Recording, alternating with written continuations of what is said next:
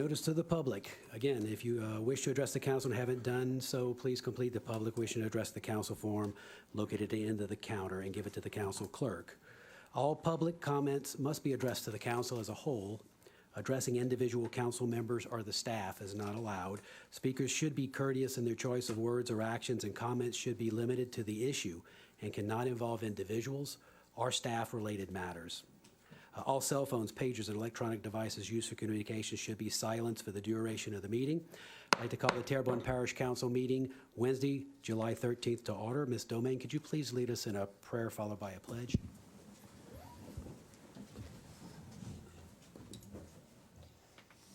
Grant us grace, our Father, to do our work this day as workmen and women who need not be ashamed. Give us the spirit of diligence and honest inquiry in our quest for truth, the spirit of charity in all our dealings with our fellows, and the spirit of gaiety, courage, and quiet minds in facing all tasks and responsibilities. We would also like to take a moment to think about the family of little Ezekiel Henry and all of the law enforcement officers and first responders, and we want to keep them in our prayers today. Amen. Amen. I pledge allegiance to the flag of the United States of America and to the republic for which it stands, one nation under God, indivisible, with liberty and justice for all. Mr. Hampton, roll call. Yes, sir. Mr. Danny Bavin. Here. Mr. Dirk Guidry. Here. Mr. Trosclair. Here. Mr. Navy. Here. Mr. Harding. Here. Mr. Michel. Here. Mr. Amade. Here. Mrs. Domingue. Here. Mr. Darren Guidry. Here. Mr. Chairman, you have a quorum present. All right, in accordance with the American with Disabilities Act, we are accommodating Mr. Michel via Zoom. Approve regular council session held on June 8th, 2022. Move Mr. Dirk Guidry, seconded by Mr. Carl Harding. All in favor say aye. Aye. Any opposed? Distribute minutes of the special session held on June 21st, 2022, which we have done. Distribute minutes of the regular council session held on June 22nd, 2022, which has been done. Approve accounts payable bill list for June 27th, 2022, July 5th, 2022, and July 11th, 2022. Moved by Mr. Carl Harding. Second. Seconded Ms. Jessica Domingue. Any discussion? All in favor say aye. Aye. Any opposed? Motion passes. Approve manual checklist for May 2022. Move Mr. John Amade. Seconded Mr. Dirk Guidry. Any discussion? All in favor say aye. Aye. Any opposed? Motion to deviate. Second. We have a motion to deviate by Mr. John Amade. You want to, and his request is to move item E. We have a second by Mr. Dirk Guidry. All in favor say aye. Aye. Any opposed? Item E is a commendation commending the Terrebonne Parish Library for being named Louisiana Public Library of the Year by the Louisiana Library Association. And I'm proud to read this on behalf of the library and serving as a member of the board. It says, whereas the Terrebonne Parish Library System has worked continually to provide library and other public services during times of great need, and whereas the Terrebonne Parish Library System has provided to the public many innovative and engaging programs designed to accommodate health guidelines in light of the COVID-19 pandemic, and whereas Mrs. Mary Cosper LaBeouf, TPLS Director, Ms. Gwen Talbot, Library Board of Control President, and the members of the Library Board of Control were integral in their continuation of library services during the COVID-19 pandemic. And whereas the Terrebonne Library System continues to provide excellent library services and other resources to the public, as well as many recreational programs for all ages, now therefore be it resolved by the Terrebonne Parish Council on behalf of the parish president and the entire Terrebonne Parish Consolidated Government that the Terrebonne Parish Library System be commended for receiving the Louisiana Library Association's James O. Modisette Award as the Louisiana Public Library of the Year in recognition of their efforts serving the public during the COVID-19 pandemic. And it was presented the 13th day of July, 2022, signed by our Parish President, Gordon Dove, and myself, Darren Guidry, on behalf of the entire Terrebonne Parish Council. And Ms. Gwen Talbot if you could please come up. In fact, the whole library board and Miss Mary, if you could come up, we will take a picture.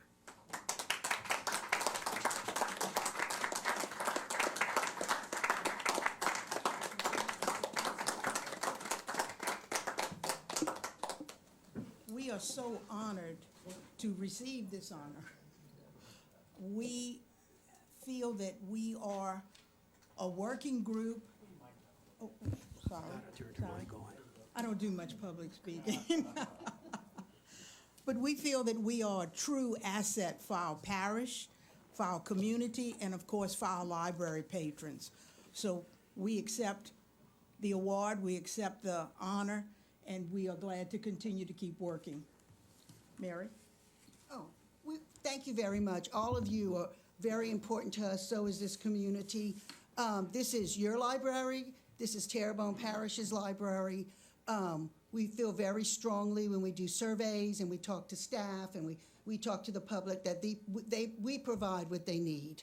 So it is wonderful to be recognized by your peers, and we appreciate the commendation from you. So thank you very much. We will continue to be number one. Just say that too. Stay right there. Okay. Let's take a picture, and then we have some council members who want to say something. Oh, okay. Stay right here. Stay right here. Come, Yes. Jude. Come, Jude. Where's Jessica? Okay, she did. Well, I can't be in the middle. Come. Yes, ma'am. Get in the middle.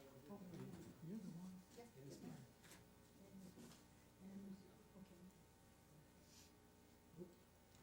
You hear Mary? Mhm.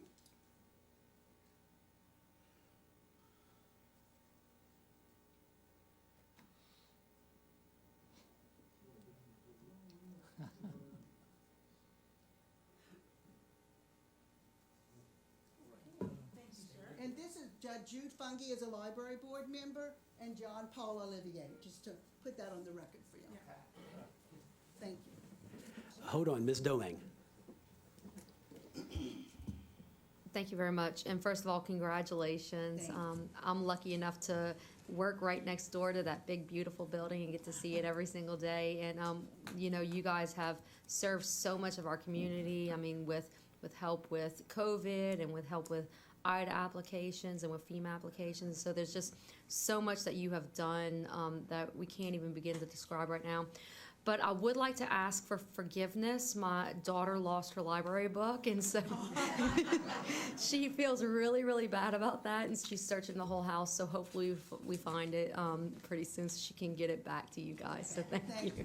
Thank you. And I notice that, you know, people are quick to talk about anything in Terrebonne that they think is not as good as another parish in this state of Louisiana. But what we need to concentrate on the things we are good at.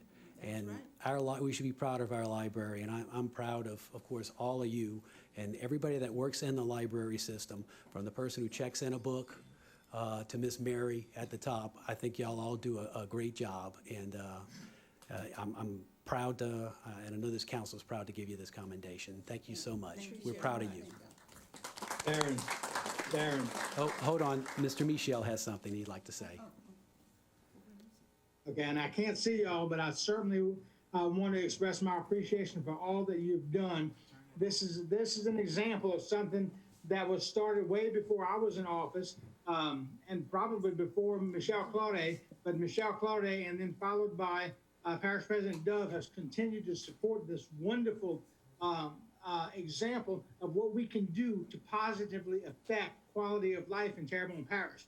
Quality of life isn't just parks. It's a lot of things, and this is one of them that we do well, and we can use it as an example to do others. So thank you all very much for your contribution to this wonderful part of Terrebonne. God bless you all. Thank you. Thank you. Thank you all. Thank you. Motion to go back in regular order, Mr. Dirk Guidry, second, Mr. John Amity. All in favor, say aye. Aye. Any opposed? We are back in regular order. Item A, presentation by parish administration relative to capital projects, including drainage, utility, road, and quality of life projects, as well as other matters related to the operations and maintenance of parish government. Okay, we don't have a presentation from parish administration. So we'll move on to B, which is update on the legislative session from Honorable Beryl Amity, representative of District 41. Representative Amity, thank you so much for attending. 51, what did I say? 41. You mixing up her age with her district. Oh, I'm so glad that wasn't mic'd. We just will continue on. He can say that. He is my favorite council member, by the way. Yeah. Good evening. It's a pleasure to be here. For the record, I'm Beryl Amade, State Representative for District 51, and I usually give the address of my office is 302 School Street, right here in Houma. And I came this evening to give you a quick, hopefully quick, overview of what we accomplished this year in our regular legislative session. It's going to be like a fast and furious little ride through just the highlights. This regular session, we handled what I believe is a record number of instruments. That would be 1,582 bills, 718 resolutions, which means 2,100 instruments. I asked the historical staff at the Capitol to research that for me and tell me if it's a record, and they're still looking. So to be continued. Well, the first thing, of course, that we do every year in regular session is pass a budget. And I know that you've got a report previously from one of my colleagues about the budget.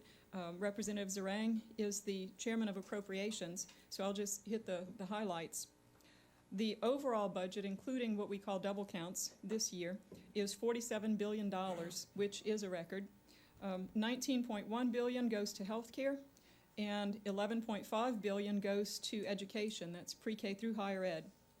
The capital outlay budget is $3.2 billion, where House Bill 2 includes funding for $8.8 billion in projects. That means they're not all going to get funded this year, but it's a complicated process. Anyhow, the state general fund is at $10 billion, and that means that education gets 5.3, healthcare gets 2.7 billion, and public safety gets 785 million. House District 51 has $83 million in capital outlay and other projects. So 2,100 bills, and I'm not going to go over all of them tonight. Everybody breathe a sigh of relief. Okay. Many of the bills covered topics that were inspired by what we've experienced these past few years between COVID and Ida, and of course the hurricanes that hit southwest Louisiana. There were plenty of bills that we proposed to combat administrative overreach and the excessive renewals of the health emergency declarations and the mandates that violated our constitutional rights. Very few of those bills passed, however, and many that did were vetoed. Speaking of vetoes, nearly 30 bills were vetoed from the regular session, including a few lines in capital outlay. The bills included topics like education, where there was a bill to broaden options for students with special needs, and one that would have established education savings accounts for struggling readers. Also elections, a bill to ensure legitimate voting rolls was vetoed, one to ensure that defective ballots or those that have been tampered with would not be accepted in elections, and one to prevent federal encroachment on state autonomy in elections were vetoed. Also, a number of public safety bills, including one that would track producers and users of methamphetamines, one that would strengthen the penalties in jail time for stalking, and one to cut back on early release of felons that are convicted of multiple sex crimes.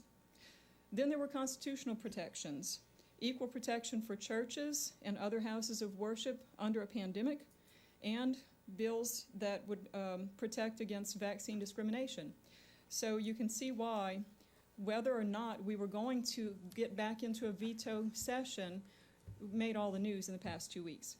Well, on Monday when they counted the ballots, it seems that we will not go into a veto override session.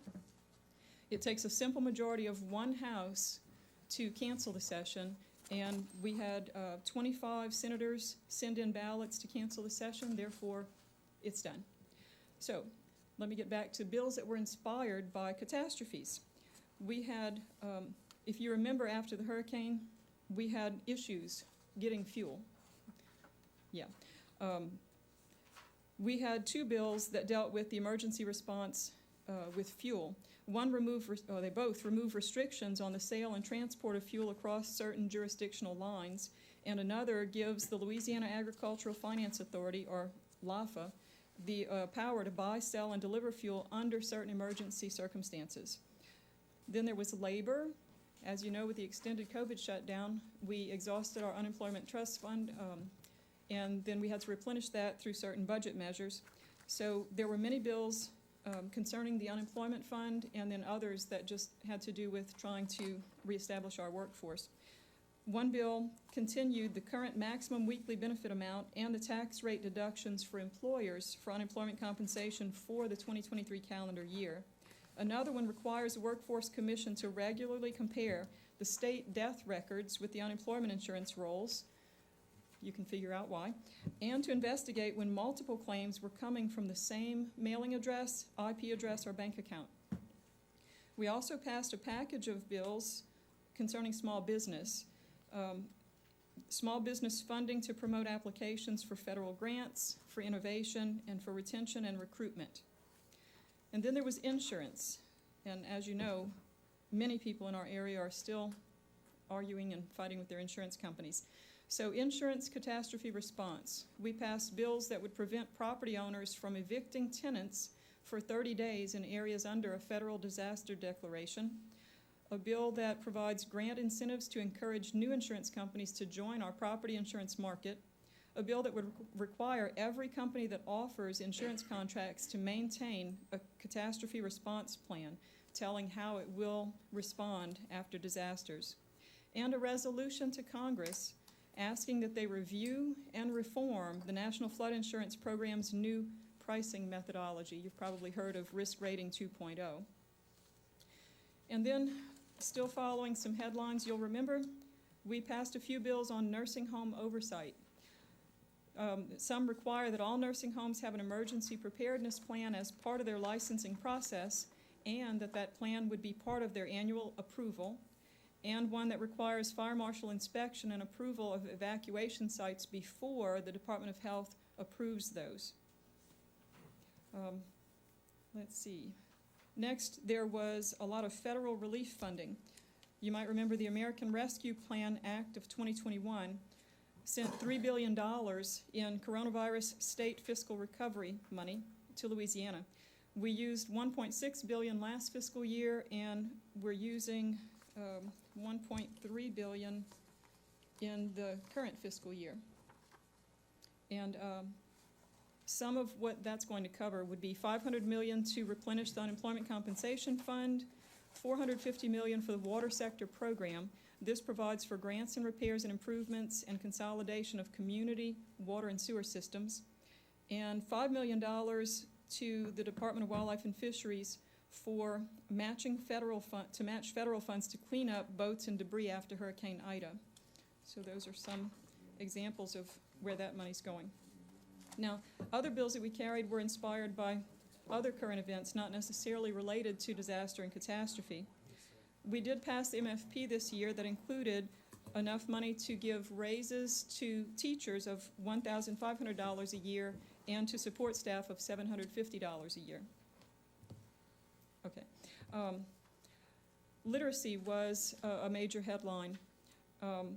In Mississippi, 3 years ago, they instituted literacy programs for lower elementary that focused or refocused on phonics-based learning. And their literacy rates have just soared, And so in Louisiana, starting with this school year, there has been a big refocus of our early elementary reading programs on phonics. And so stay tuned, we're expecting some big changes in our literacy rates. I believe it was last year, over and over in House Education, we kept hearing the dismal numbers of the percentage of third graders who were not even reading at grade level. And so I'm expecting some major improvements. So we passed bills that added some screenings for literacy for kindergarten through third grade, and even a book delivery program for at-risk readers in pre-K through fifth. We passed a resolution that calls on every state legislature to join us in urging Congress to eliminate or reduce or eliminate You've heard of the windfall elimination provision and the government pension offset for retirees. Every time I go and speak to the Retired Teachers Association, this is always like the #1 item on their list that they want to discuss. And as a state legislator, there's not a whole lot we can do by ourselves, but if we can have other states join with us, we can get Congress to act, and maybe we can take care of that.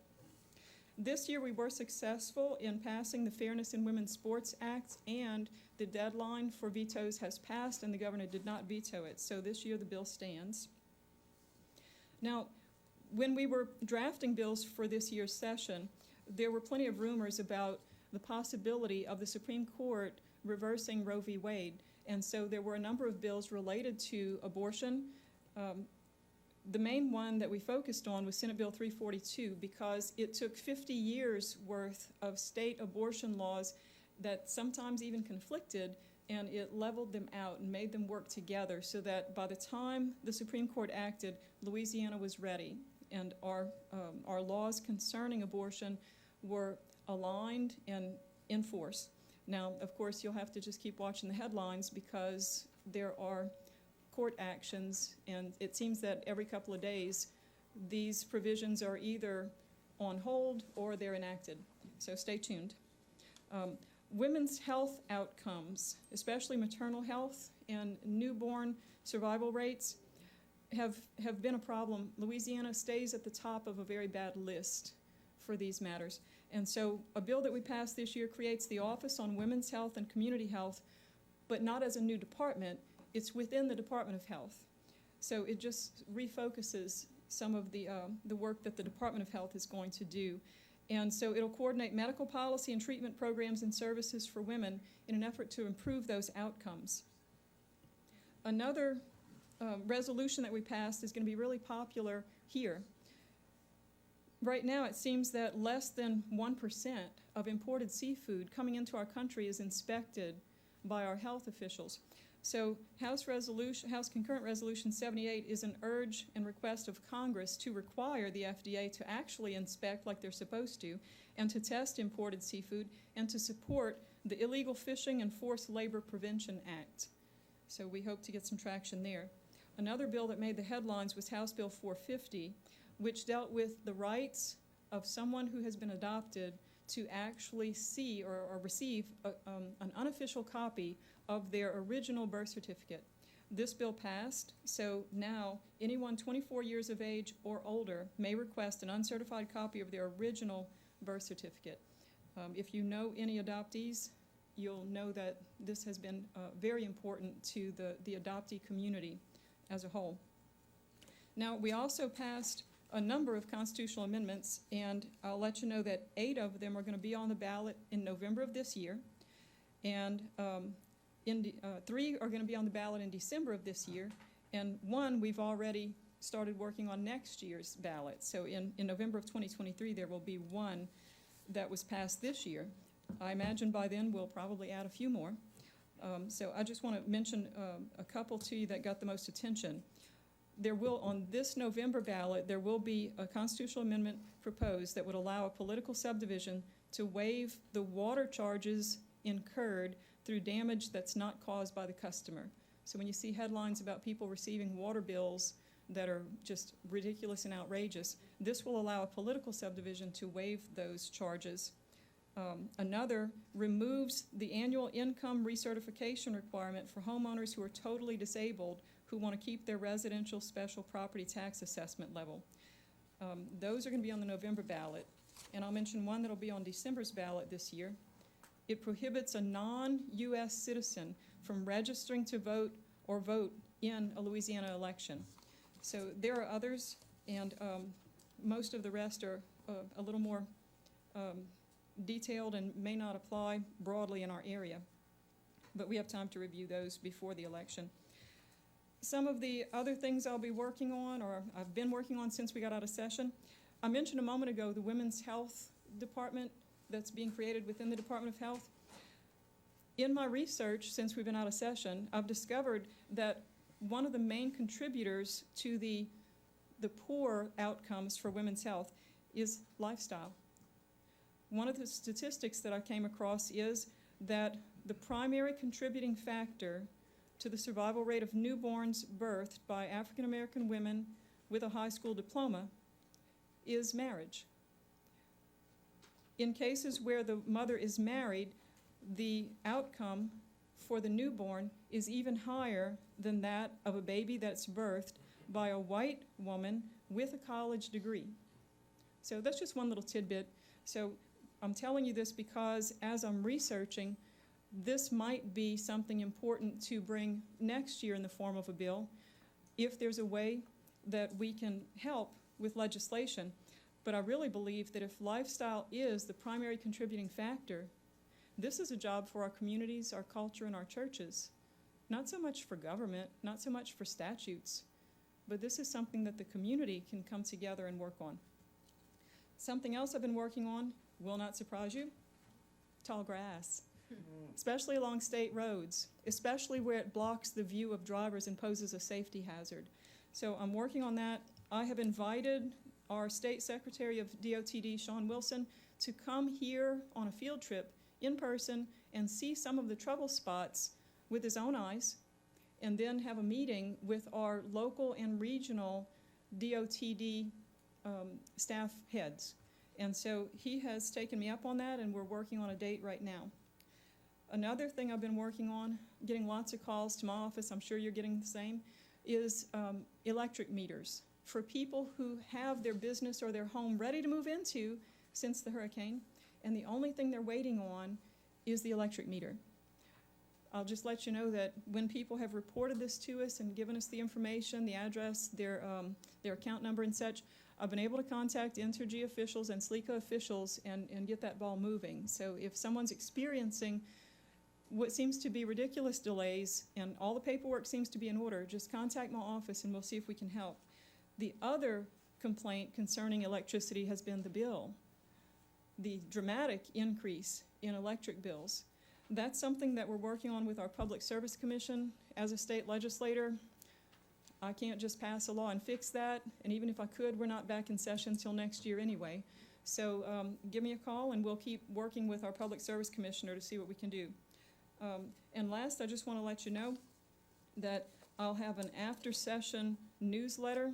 It's in the drafting stage right now. It's going to be mailed out to constituents all over my district within the next few weeks, and it will include dates, times, and places for local town hall meetings, which you are all invited to. And last but not least, I'd like to speak publicly and give you my office phone number for those that may be listening. It's 985-858-2967. 985-858-2967. Just give me a call and I'll see if I can help. Thank you. Hold on, Ms. Amity, we have a light. Mr. Navy? Again, it's a pleasure all the time. It was necessary, not a short speech you did, but it was a long speech like you always do. I've been working with you for a long time, and you're very detailed, and I like that about you. We served a lot of years on the planning commission together, and it was some great moments we shared. But one of the things I would like to ask you, would the state be looking at two issues that's very important to definitely the South, in Terrebonne Parish, LaFouche Parish, universal broadband? They're doing these things in other parishes, and the reason why I say that is very important because of, the Hurricane Ida and COVID, and left a void in a lot of people's lives, especially in the elderly population. Some concerns I have is with the elderly population is definitely mental health. Okay, you didn't mention anything about policies with mental health. We all know that with COVID, especially American Rescue Plan Act money, COVID, the country and the parish prepared for the physical effects and impact of COVID, but not the psychological. The things that after these people lost their lives and things of that nature, they have mental health issues now. And one of the things that the DSM now, the Diagnostic Statistical Manual, what they actually use to diagnose mental health patients, psychologists, psychiatrists, and licensed practitioners, they have a prolonged grief disorder, new diagnosis now because of COVID. So the state needs to look at preparing. Now you have thousands of people who lost their lives, and now they're affected by these kind of issues because they lost their loved ones and have grief. The state needs to look at these mental health issues. We have mental health issues strongly now because of Ida and COVID in this community now. Those policies are not being addressed and need to. That's something that Ms. Domingue has talked about. Also, Candace, I addressed this matter, and also with the parish president. But the state needs to also address that because some of that funding, federal funding that y'all are getting, are targeted for those issues. But I haven't heard anything yet from the state saying that that federal money that they're getting are targeting those mental health issues and other disparities, health disparities in this nation, especially right now in this parish. So I hope that the state take that consideration and move forward with that, because that is a dilemma. That is a void and a gap right now that needs to be addressed. But I just wish that the state would somehow take some initiative to spend that federal funding that they're getting and serve not just those infrastructure stuff, but the community at whole. That way it's touching everybody, if that makes any sense. It does. Thank And to address your two topics, we actually handled multiple bills concerning broadband, and there was extra funding in the budget. I think some of it came from federal grants, and I'd have to go back and look in the budget and track the rest. So yes, broadband was a major topic. Also, mental health was an issue that we did revisit repeatedly throughout session. I don't sit on the Health and Welfare Committee, but even though I don't sit on that committee, there were a number of bills that made it all the way to the House floor. So the good news is, it is something that was a topic that was handled. The bad news is, I didn't include a lot of detail about it in my notes tonight, but I would be happy to get a report together for you and email it to you. And to Councilmember Domingue. Oh. Okay, Mr. Nevy. And I would like that report, because I think that's something that we can actually use from the parish government standpoint to disseminate that information out to the public to try to help these people. Because like I said, mental health is a serious problem in this parish that's not being addressed. And you all know that the state budget don't even allow our local mental health to exercise and do some things across the board, especially for the elder population. So I just hope that we can address that matter. Yes, sir. Thank you, ma'am. Thank you. See no more lights. Thank you again, Ms. Amity, Yes, sir. Representative Amity, for coming. Yes, sir. Thank We you. appreciate the Have a good update. evening. Item C has been pulled. It was an update from the Homa Terrebonne Housing Authority regarding housing. Moving on to item D, updates. Darren, Yes. why was that item pulled? Mr. Michel, that item was pulled, I believe. Mr. Harding, why don't you address that? Yes, sir, Mr. Michel. It was a scheduling problem. Unfortunately, that was a loss of a family member within the Housing Authority's community, and some other issues in reference to scheduling. And we're working on. So we're gonna move that down 2 weeks? Yes, we're working on in 2 weeks. Okay, thank you. Great, thank you, Mr. Michel. Item D, updates on the removal of abandoned cable lines by Mr. Brent Golier, Senior Manager, Government Relations with Charter Communications. We also have a Comcast. We have Mr. Ronnie G. Colvin, the Senior Director of Comcast External Affairs. We also have a Comcast Supervisor of Construction, Mr. Robert Rodriguez. We also have Comcast Director of Construction, Mr. Charles Key. Comcast Senior Manager of Construction, Mr. Josh Jones. We have Mr. Eric Jones with AT&T, and we also have Mr. David Zito, Executive Assistant to Commissioner Craig Green with the Louisiana Public Service Commission. I'd like to start off with our Sanitation and Vegetation Director, Mr. Clay Knockan. If you could come explain some of the situation that we're experiencing as a parish. Good evening, Clay Knockan, Terrebonne Parish Solid Waste Vegetation Director. I have a small presentation here to show some of the issues that we're having in Terrebonne Parish. Let's see if I can get this right. This is just couple of pictures of Brady Road. This is all these pictures were taken in the last week and a half. My tractors were cutting this, and this is what we're finding in the on the roadside is these cables in the tall grass. This next one is a picture of Woodlawn Ranch Road. There are signs being left behind. Like this sign here, it says, warning, live AT&T fiber cable, do not cut. We don't know if the cable's still buried, laying underneath the grass, or if it's buried. Stuff like this here needs to be removed so that we know what's going on. As of today at 12:30, the cables that you see on the roadside there are still there. They have not been moved. The one with the gas marker has been, but the other one is still there. And it's pretty obvious that it's a communication type lines that's just sitting there in this ditch. This is a residence, in front of a residence owner. They can't even cut their grass because of the stuff. And another big issue we having is utility debris, that the utility companies are doing the work, which we appreciate that the work has been done, but they just leaving their debris on by the poles. This was actually hit by one of our brand new tractors last week on Fagu Canal Road.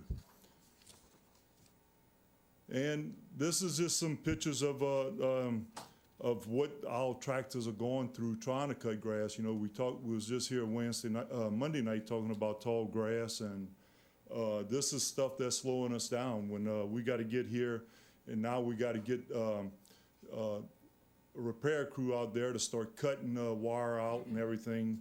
It's slowing us down. This here is on Shrimpers Road. Just I think this was Friday and Monday that these pictures were taken. And what we find, we've cut these roads already, and with some of this stuff, I mean, the one I showed you on Woodlawn Ranch Road, we know that's been there. But this is some stuff, it seems like some repair crews are coming in and just leaving the wire on the roadside, if whatever it may be, whatever crews it may be. This is on the Island Road. I couldn't wait no longer. The Island Road, Mr. Trosclair was calling, the residents down there was calling, administration was calling, wanting to know why we wasn't cutting the Island Road.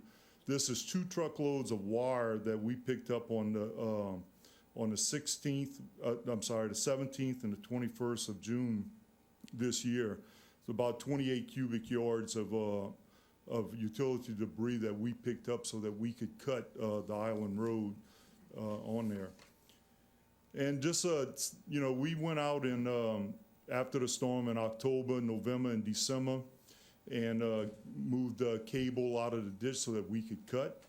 In June, that we went on Island Road. And just, you know, Mr. Trosclair asked about for a approximate what it cost in labor. And this is an approximate cost of what it just cost me, cost us, the taxpayers in my department, $28,200 to move the cable so that we could cut grass. Now, there's still a lot of cable out there. I noticed today, like at Thompson Road and 57, 56, there's wire. 57 especially, the business owners are having to cut around the wire. It's there. It's a hazard. So, you know, when I was asked to come here to show y'all what's going on in our area in Terrebonne Parish as far as the wire, this is some of the stuff that's slowing us down. You know, it's an issue, and we need to get it taken care of. Mr. Trosclair, did you want to speak to Mr. Nugget? Yeah, Clay, I want to thank you for coming and putting this report together. I spoke to you several times about the wire, the cables and stuff that been left behind. And I asked to have, you know, this group of people assembled for this meeting so we could try to get something done, because as you stated, it's costing taxpayer money. And, you know, in the whole scheme of things, technically, this stuff is litter. You know, we would normally fine a citizen money the penalties for putting this stuff on the side of the roads. And these guys, you know, they did a great job in getting us back up after the storm, but we are a year past the storm now. And, you know, I can't understand for the life of me why we have this much debris still scattered out in the parish. And it's not isolated to one area, it's throughout the parish. The Island Road that you picked up, all that cable, I mean, that's a very small area of the parish. It was that road maybe a mile long, and we picked up that kind of wire in 1 mile. So can you know, you compound that times the amount of miles in the parish, there's a lot of cable that's been left behind. Now granted, not every place is as pronounced as much cable left around, but I mean, there's a section on, excuse me, there's a section on East Park right there by Village East, in front of Village East in John's district, that they got a cable laying along the highway, right on the side of the highway. You know, we are pushing, and we're getting beat up because of the tall grass and the poor appearance we have in the parish, you know, for outsiders or even our own people to witness every day. But this cable is right along the main highway, and it's been there since the hurricane. Now, it's obvious to whatever company owns that wire that there's a wire there, and needs to be picked up. I mean, if it's live, it definitely don't need to be on the ground. If it's just a dead wire or scrap wire, it definitely should have been picked up. You know, I just think, you know, part of every job you do, the end result is the final product. The final part of that job is the cleanup. No matter what job you do, if you're a mechanic, you're a machinist, you're a carpenter, you're not finished the job till you clean up. And we didn't get this in this situation. You know, I made several calls. I've talked to Mr. Zito office in the Public Service Commission, and they telling me to give them addresses. Well, 9 people up here ain't got the time to go out and get every address to turn this in. I mean, it's not our job to provide addresses when it's as massive as this. You know, we just don't have the physical time to do it.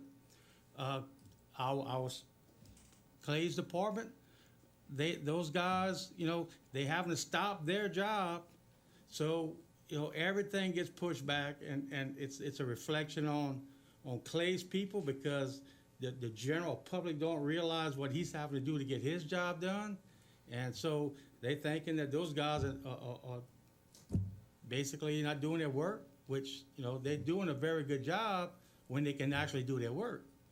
So Clay, once again, I appreciate you, and I hope we can get some resolution and get this, you know, get something done, get some answers, and get something moving so that we can get this stuff out of our way. You know, on Byside Drive, for between the Byside Bridge at 56 going towards Country Drive, there's several poles, but they still got wire just hanging from the pole in people's yards.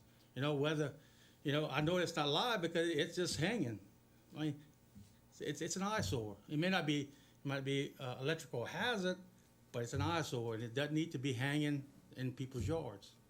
So that's pretty much all I got. I mean, I appreciate you coming, Clay, and thanks for the time and effort you put in this report. And just one thing, Mr. Trosclair, just I had a contact from one of either Charter, I think it was Charter, that called me and asked me for specific addresses. I can't give them specific addresses. All I can tell them is ride your area that you have service and look for your cables, because I don't know if it's a cable or if it's AT&T or what it is. Well, that's the thing. Who do we call? You forgot an address. Do you call everybody? You know, it's not. These guys had a work order for every job they did.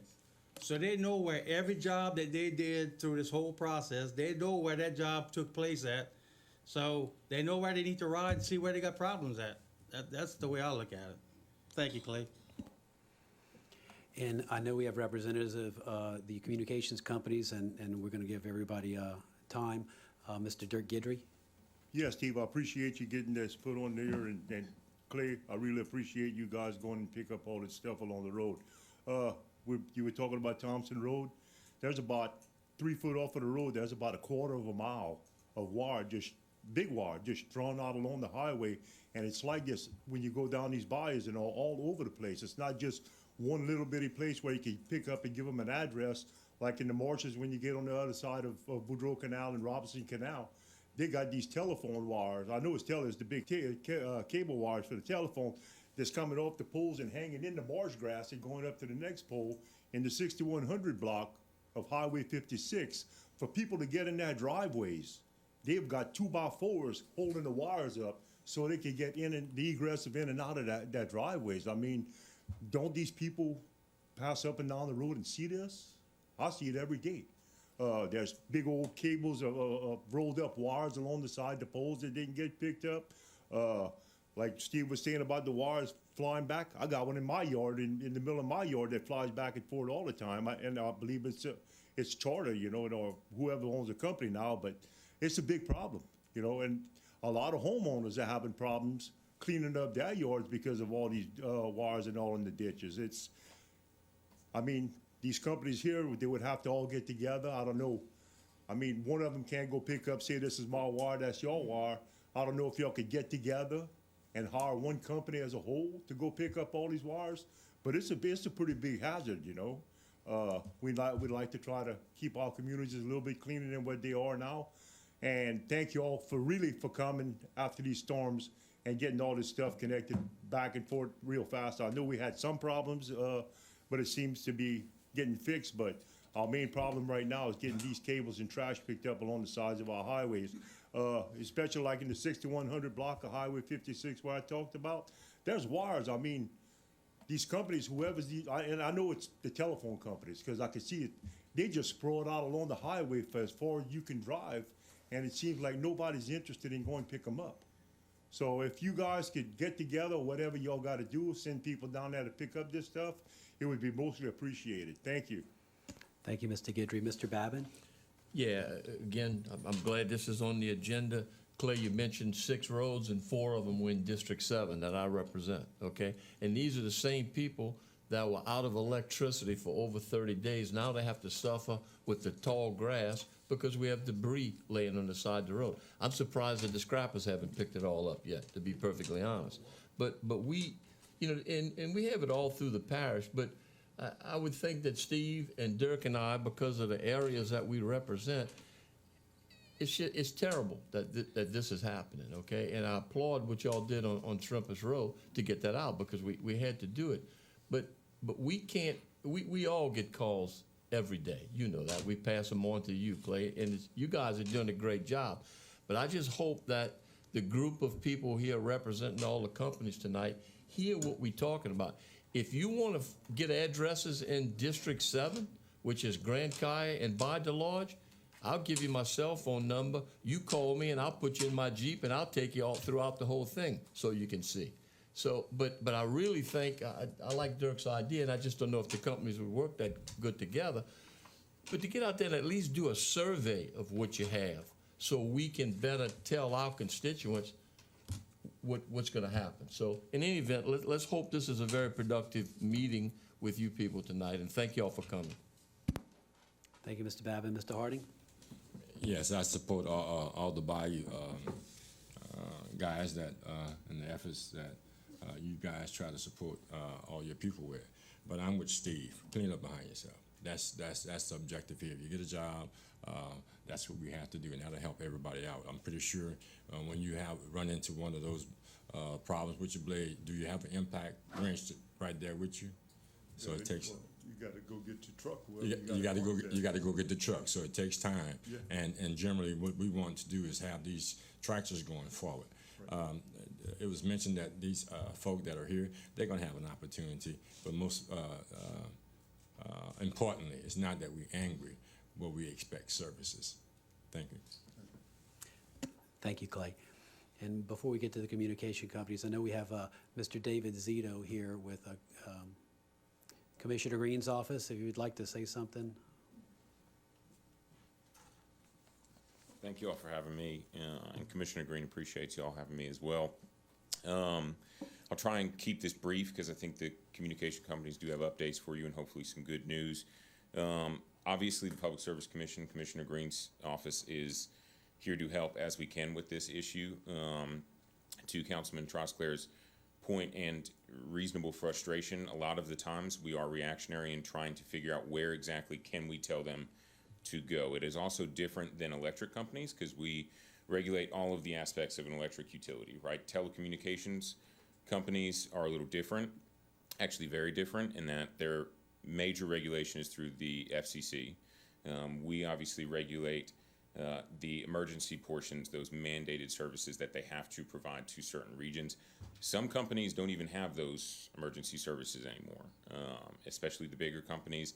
And so they work with us because we have those professional relationships, because we do regulate the other utilities, and obviously we've developed those relationships. And so we're always here to help. I will say this, and I mean this in terms of an encouragement, and this would be something to talk about amongst y'all selves. If you do not feel like you're getting the service from these companies that y'all demand and deserve, the parish franchise agreements are the strongest things that they will listen to. And those are your teeth right there. I mean, again, our office, Commissioner Green is here to help as much as we can, and we are always going to get them back in this room. We are going to get them to make sure that they're being responsive. But those parish franchise agreements, the city franchise agreements, those are your teeth. So I would recommend if you're not getting the type of results, and look, I remember the first time Parish Manager Toops, and he brought this to our attention, unfortunately, many months ago. It happened to be the day after I saw it myself. I was actually driving around the parish looking for wooden utility poles that needed to be replaced. Not that that's actually supposed to be my job description, but we've all talked before how the electric utilities are not the best at proactively going out and do that. And so Commissioner Green made it one of his initiatives. Fine, we'll send you the pictures. We'll go do your job to tell you exactly where those poles are. And we've got, I know I've reported to you all in the past about our distribution grid maintenance docket, and what Councilman Guidry had just said actually about getting all the utilities to work together. We actually piloted a program that was for the past year kind of under wraps and confidentiality between the companies that took part. Now it is finally finished. What usually takes sometimes 10 years to get done in a area of Louisiana, we were able to get done in 5 months because we got all the utilities in that region, the electrics and the telecoms, to sign agreements to hire one contractor. Because the end all be all, and what you will probably hear from the companies today is most often, especially the bigger ones, they're hiring third parties to do this. You know, they've got linemen to handle specific scenario issues, but for the most part, broad span issues, they're hiring third party. Co-ops are a little different. They handle things specifically on their distribution grid a little differently, but especially with bigger companies. So we said, and Commissioner Green said, fine, you've got a problem in this region. You're all hiring one person, right? Because we found out is most often they'll hire the same person just at different times. And then all of a sudden utility customers are going and overpaying because the electrics went out there, they did a pole transfer, but they only cut half the pole. And the telecoms then have to come back, hopefully within that year, we found out, to then transfer their wires. Well, then they leave the old pole behind for the electrics to come back, and hopefully they come back 6 months later. Again, the process takes way too long. The rule we're presently writing, and these folks are presently finding out about right now, is to essentially take that pilot and do it statewide. If you guys are all hiring third parties, hire one. If you need to agree to hire two, but there shouldn't be people either going out doing half the work, leaving the rest of the work behind, or in this case, leaving the abandoned or old materials behind. And so, again, whatever we can do to further help that. I will say the gentleman, I want to make sure, I don't see him now, I get your contact information. Again, I don't mean to put the onus on addresses, but if we can figure out a way, it sounds like your crews are the ones on the ground that see it day of.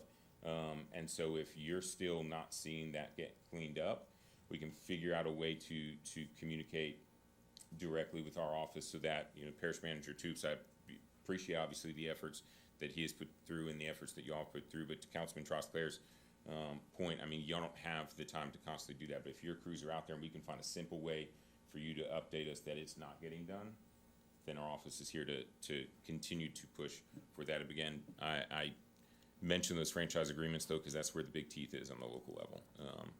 Commissioner Green appreciates the work that big companies do for Louisiana. We understand they have a role to play. As y'all pointed out, they get the service back up very quickly after storms, or as quick as they can. But our motto is also you have to remember to treat everyone like you're a small business. So even if you're regulated at the federal level or an out-of-state headquartered company, we want to make sure that y'all are getting the service y'all need. So our office is here. We're part of this conversation as much as we can be, and we'll continue to help as much as we can be, and apologize that it's taken this long. I do think we will hear some positive news from some of the companies, but that has been our message to them is, look, go out there. If it's a wire, pick it up. We're done hearing the answer of it's not ours. I did want to add, and I forgot to do this at the beginning when it was a little of a nicer note, Janet Britton with Rev Broadband, who y'all probably know more as E-Tel Business, is here. She was nice enough to join us as well. I knew I didn't see her on the list, so I wanted to make sure she was here. Now, I'm pretty sure, and I was talking to her, she's got about 3,000, do you say feet or miles? Well, it's probably not Rev, but most of her stuff is underground, but she is here as well if y'all need anything from Rev and Janet. And if y'all have any questions for me. Any questions for Mrs. Zito? Thanks, Mrs. Zito. I think we're looking forward to hearing the updates from the. Thank y'all. And we'll start off with Mr. Brent Golier. And I don't know if I did your last name correctly. If not, please go. Considering I'll take it, yeah, it's not. It's Gallagher, but like I said, very close.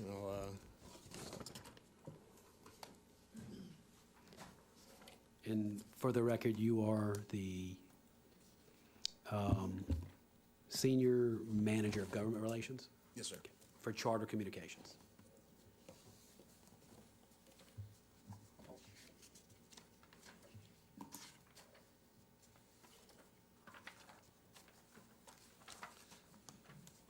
All right, good evening, Mr. Chair, Ms. Vice Chair, the entire council. My name is Brent Gallagher, for the record, as stated. I'm the Senior Manager of Government Affairs at Charter Communications here in Louisiana. Thank you for this opportunity to be with you this evening. Charter Communications is a leading broadband connectivity company and cable operator serving more than 32 million customers in 41 states throughout our Spectrum brand. We offer a full range of residential and business services, including Spectrum Internet, TV, mobile, and voice. Closer to home, we service over 160,000 customers in 45 communities here in Louisiana. We have nearly 300 full-time employees here in Louisiana, and we invest about $150 million just in 2021 alone here. So that just kind of gives you a snapshot of kind of where we are broadly and more so locally. As a company kind of proudly serving Louisiana, we have also, like you, lived through the devastating hurricanes these past years, and we know firsthand how disruptive and unsettling these events have been for everybody. We are committed to providing our customers and your constituents with stellar products and services and being an asset to the communities in which we're lucky enough to serve. So that is why when the issue of storm debris and remnants of the damaged plant was brought to our attention by Mr. Zito, we moved quickly to assess the situation by physically inspecting our facilities and creating a plan to resolve these problems. Up to this point, we've driven approximately 80 miles throughout the parish in our footprint and identified 12 locations where cable was down and needs to be picked up, raised, or repaired. And we also identified 9 other locations that will require miscellaneous repair, whether that be loose lashing wire, pole transfer, loose cable, and needed pedestal at the base, anything like that. There's a couple of examples of that. So that is just off of the 80 miles that we've personally traveled to ensure and to catalog. In addition, I know the parish requested, and it was through Mr. Zito's email, so I'm not sure who it came from here, but they had 4 locations specifically that they had asked about wanting details on. So we put our focus and onus on these 4 for obvious reasons, since they were of concern to you all. The first 2, the Isle St. Jean Charles Road and the Woodland Ranch Road, We have completed all the cleanup and remediation for our portion of that over the past week and a half or so, 2 weeks. Moving to Highway 56 to Cocodrie, we started at the end of Highway 56 in Cocodrie, and today we are around 60% complete on that space, and weather permitting, obviously, we anticipate completion by this Friday. Finally, Highway 315, similar thing with weather permitting, we're hoping to have that completed by July 20th. So again, that was the four that were asked of specifically, and then we've done an exhaustive drive out ourselves to identify anything else that we've seen. In closing, like I said, when this came to our attention, we moved on it quickly. I want to thank Mr. Zito, Councilman Troskler, we had a good discussion, and Mike, and Clay for that matter, that we've had, I thought, good discussions, and I appreciated the collaboration as we try to resolve these issues. Thank you for the opportunity, and I'm happy to answer any questions that y'all may have. Sorry to make you yawn. You're good. Mr. Troskler. Yes, Mr. Goliath. Yes, sir. I appreciate the fact that y'all are here, full force now, but it seemed like, it took a call from Mr. Zito's office to get this thing. This is a year later down the road. Did you guys not realize that this stuff was out in still out in the streets? I mean, how did it get this far before, because I know I made several calls to the local representatives for charter, and I'm talking to you at this point because my whole district encompasses only charter. Sure. Absolutely, yeah, understood. Along with Mr. Gidges too. I think Danny may have some others. But anyway, I'm just wondering why would it take this long and a call from the commissioner's office to get moving in the fashion that we're moving in now? Sure, and I can tell you from when the first email came out from the commissioner's office, that was the first I'd heard of it, and so we moved into obvious triage mode to address this. And at the time, we're focused on getting all this up and running. We're kind of doing an internal, I'm trying to discover what happened. I don't have the answer for that. I know that there was some gaps in some employment that some guys had left after the storm that left. We were having trouble filling those jobs. And I know there were some contractor issues that we had as well, but ultimately it always stops with us. I understand, but I'm trying to get a better handle on that, like I said, but I wanted to get tangible progress to be able to show y'all that we've made great strides over the course. And then, like I said, we'll continue the dialogue. I really appreciate it. And you basically explained it. It seems like there's a communication breakdown somewhere in your organization from the people on the ground in the local repairs and reinstalls, installs, and nobody else higher up you that, well, we're not finished. Like I said, any job, the job is not complete until the cleanup is done. Sure. And I understand, and look, y'all did a great job getting service back up. I'm not faulting any of the service companies. Everybody, bust their butts, and the people they had working for them really did a fantastic job. But, once you were up and running, and all the big contract trucks and everybody was out the parish, that's been at least 7 months ago. And we still, nobody they're not coming back. Y'all didn't come back until, we really got frustrated to a point where we called the commissioner's office. Sure. So that's just my concern. Well, you have my contact information now I appreciate it. Come right to me on any of this, and for anyone that doesn't have it, I'm happy to share it with y'all as well, because we work and the other providers as well with our local, where a lot of times, and this happens even in this parish, where the president's office will reach out to us on addresses, and we kind of collectively will say, okay, this is ours, we'll handle it. So, we kind of have an infrastructure in place where we do a lot of that with certain elected officials, and we'd be happy to, include that and loop y'all with that as well. Well, appreciate you coming. Absolutely. Thank y'all very much. Any other questions, or I'm happy. Like I said, for those that don't have my contact information, I'll email it to y'all, I guess, when I get back to the office tomorrow. And then, like I said, I'm happy to continue the dialogue. Yeah, great. I would like to have your contact Absolutely. information, because Char's in some of my district as well. Mr. Babin? Yeah, I don't have, you don't represent, I mean, your company doesn't represent or have the area that I represent. But I just want to make a general statement.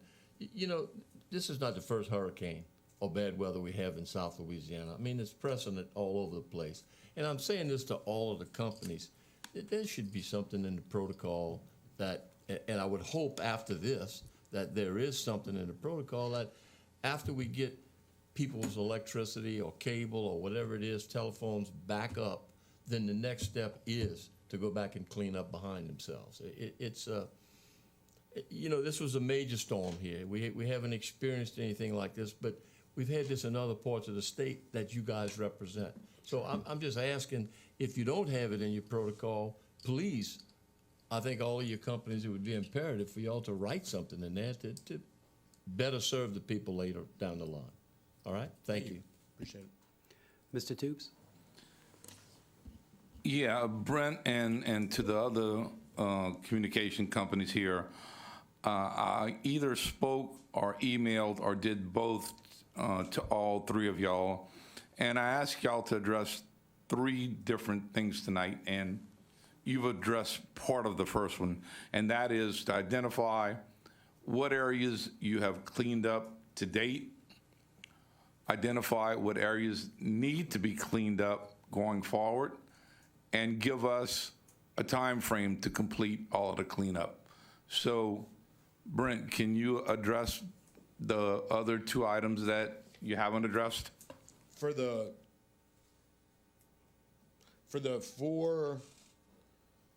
Highway 56 to the Cocodrie area, we anticipate completion by this Friday. So that's one.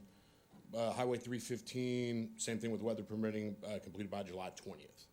So those are the four, and then we completed the other two, Woodlawn Ranch Road and Island Day, Jean Charles Road, in between now and then as well. That was the first. That was the first one that we were looking to do because it was named and enumerated in your list. And then, like I said, this all happened over this weekend when we talked last week, and then we did the drive out for the 80 miles on Saturday, and we identified the locations. I can get you those addresses enumerated. I just wasn't going to go through and list them all out here if that was. And so that would be the other locations. So again, when can we expect a definite answer to what's left to be done and a time frame for completing it? I want something that I can nail y'all down to. Sure. Well, we let us get through the first two from the four that y'all enumerated of interest, and that'll be by this Friday, and then by July 20th for the completion of those areas. And then meanwhile, we're trying to identify, that's 12 locations and then 9, so it's roughly 20 locations that remain that I will work to get you a date on that. So the areas that the drive-bys, those locations, right now you're not aware of. I can get them for you. I didn't list them in the. So there is other areas where you believe that there's some wire that need to be picked up. We drove through, like I said, about 80 miles of our footprint this weekend, and we identified 12 locations where just the cable needs to be picked up or repaired or restored. And then we found the 9 other locations that are going to require just a miscellaneous other repair. And so those are the roughly 20 that still is the other ones that we identified over the weekend. And so you think you would have like those lists be able to get to Mr. Toops tomorrow? I can certainly see. Yeah, I can certainly try. With a date of when those will be completed? Mr. Trosclair? Yes, Brent, one quick question. You say you physically drove 80 miles. Is that the whole footprint, or you still have some you hadn't drove yet? I still have, let me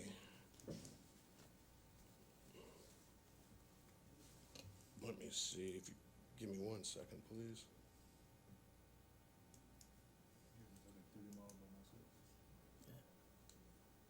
That's about 70% of the parish. So you probably got about 110 miles to do.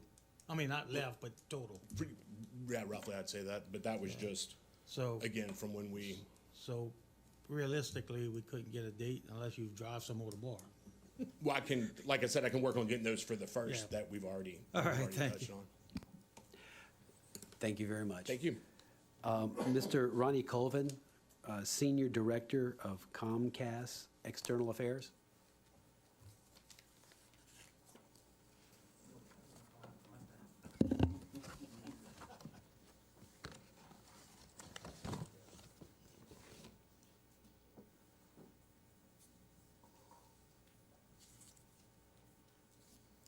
Thank you for coming, Mr. Coven. Yes.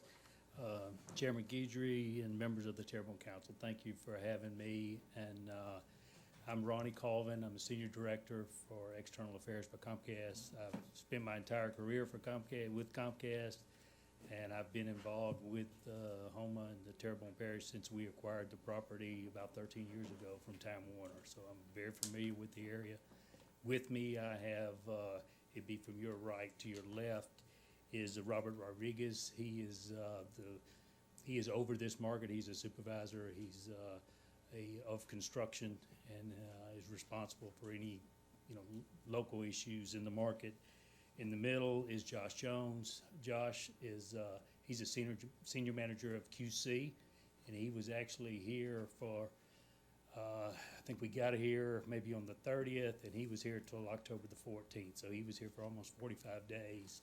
And his responsibility was to go out and QC the work of our business partners, the folks that actually did the work. And that meant making sure that it was put up to spec, the cleanup was done.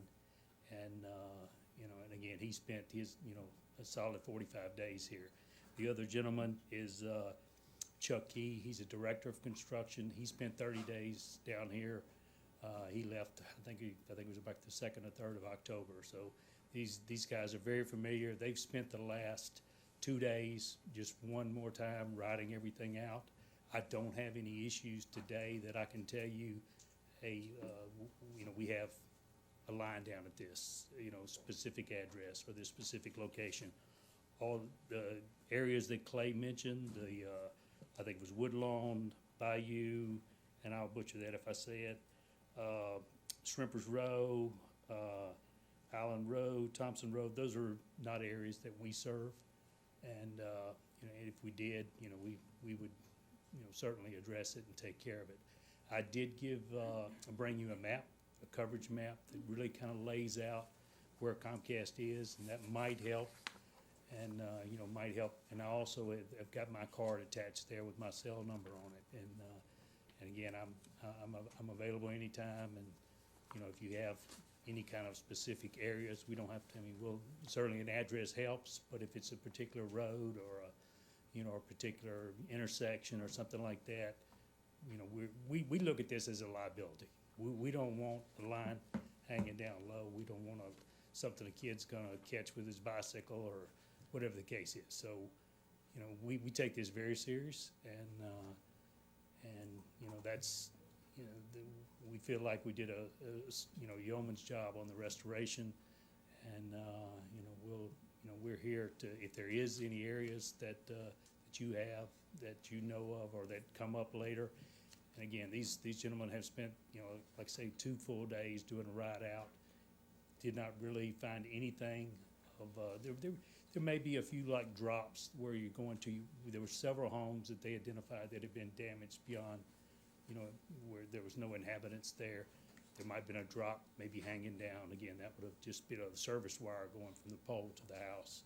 But as far as any main lines or anything like that were, that we could identify, we didn't find anything. And again, a lot of this work was done on the front end. And we also, just so you know, we got trucks, employees that are driving the rights of way every day. And we trained all of them, say, look, if you see something, let the construction folks know.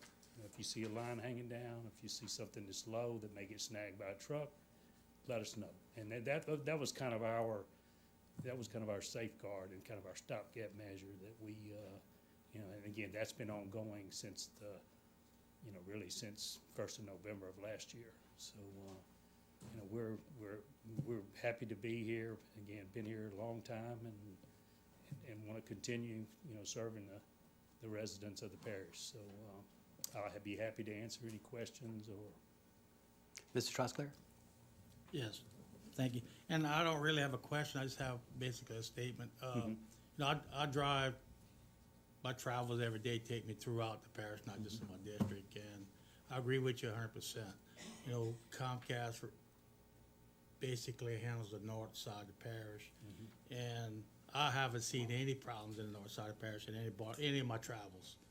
You know, so I'm not saying there aren't any. You know, you say it and out, I believe you, because obviously, you know, in the past that I've traveled, I haven't seen any issues that way. So I appreciate the work you guys did on that side, and I know you had a lot of down power cable lines as just as well as the south side of the parish, you know, after the storm. So evidently you guys did a really good job. So thanks a lot. I appreciate you saying that. We did replace about 90 miles of cable. That was, you know, it was a big job. And, you know, and we did it in 45 days, which was, you know, we was working hand in hand with power. You know, the way it works for us is we can't go into an area until it's deemed, you know, until the power is fully restored and it's, you know, it's safe for the employees to go in. So you're kind of handicapped a little bit when you're, you know, when you're having to follow, you know, activation of power. But, you know, these guys behind me did a great job. So. Mr. Amity. Thank you, Mr. Chair. I was checking the cameras at my house. I live at 200 Rhett Place in Gray. There's a service wire that feeds the homeowner behind me. This wire is still draping across the back. Service wire, you said, sir? Yeah. And what was the address again? 200 Rhett Place. I can assure you it'll be taken care of tomorrow. It's mostly down in my neighbor's yard, but it kind of lifts up once it gets towards my yard. I just couldn't remember. I'd been seeing it forever since the storm, and it just needs to be picked up. Okay. A lot of times a limb will just bounce off of it enough to, you know, to break the messenger on that, and it just hangs, and then we have to, yeah, you know, he just still rehang it. And he still had his cable, so he wasn't complaining, and we weren't fussing about it. But you know, because that's a minor thing. We rather the majors get done first. But anyway, thank you. Yes, sir. Yeah, and of course, you know, Comcast, you know, you guys provide service in a large chunk of my district, and I've had a bunch of compliments from people calling naturally about the service. You know, of course, your service is in a lot of urbanized areas. You know, I feel for you know, Charter and those guys I know is a lot rural, a lot more exposure. It is. You know, so I get that, but I do want to compliment you and really all the utilities in getting it done, because it was a monumental task that Charter had into getting some of those rural areas. And I mean, AT&T, you know, no doubt. I know y'all. Yeah. You know, I don't think anybody on this board is not commending you for getting the service up quickly. It's just the after the fact. We get the phone calls because the grass isn't cut, and a lot of that is because the tractors are down. And I know the state highways, I believe in some of the bayou communities, the state has not even made a first pass. My concern is that I know we're driving with Charter to go look at some of those areas, but they might even know that there's a wire there because it may be completely covered with tall grass. Yeah. So we may find a whole bunch of wire whenever the state does decide to cut those roads. And so, you know. Here's what I can tell you is, for our plant maintenance guys that ride those roads, they would look at that and probably couldn't sleep that night, because that there's fiber, there's data traffic on that. If we've got a fiber line and it's hanging, and there's data traffic, we may be feeding, you know, Laplace or vice versa. So, or getting data traffic out of the parish here. So, you know, they look at that and look at that as a potential, you know, outage waiting to happen, is the way we would look at that. And you know, so. Thank you for coming. Okay, very good. And we also have AT&T representative, Mr. Eric Jones.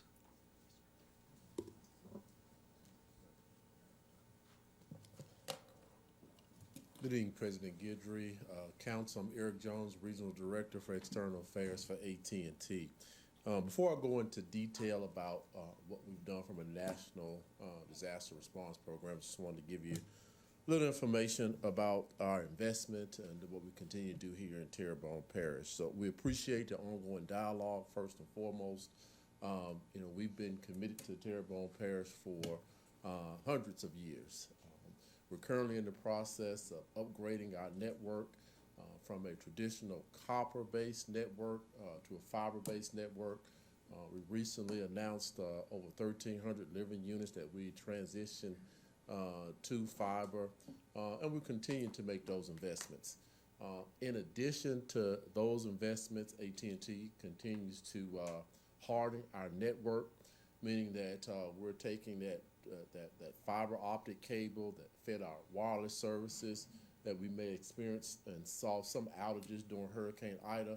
We're removing those cables out of the air. We're burying those cables because we know this area is prone and susceptible to high wind and storms to ensure that we don't see those interruptions like we saw during Hurricane Ida. AT&T has one of the largest and most advanced national disaster recovery teams in the country and also in the world.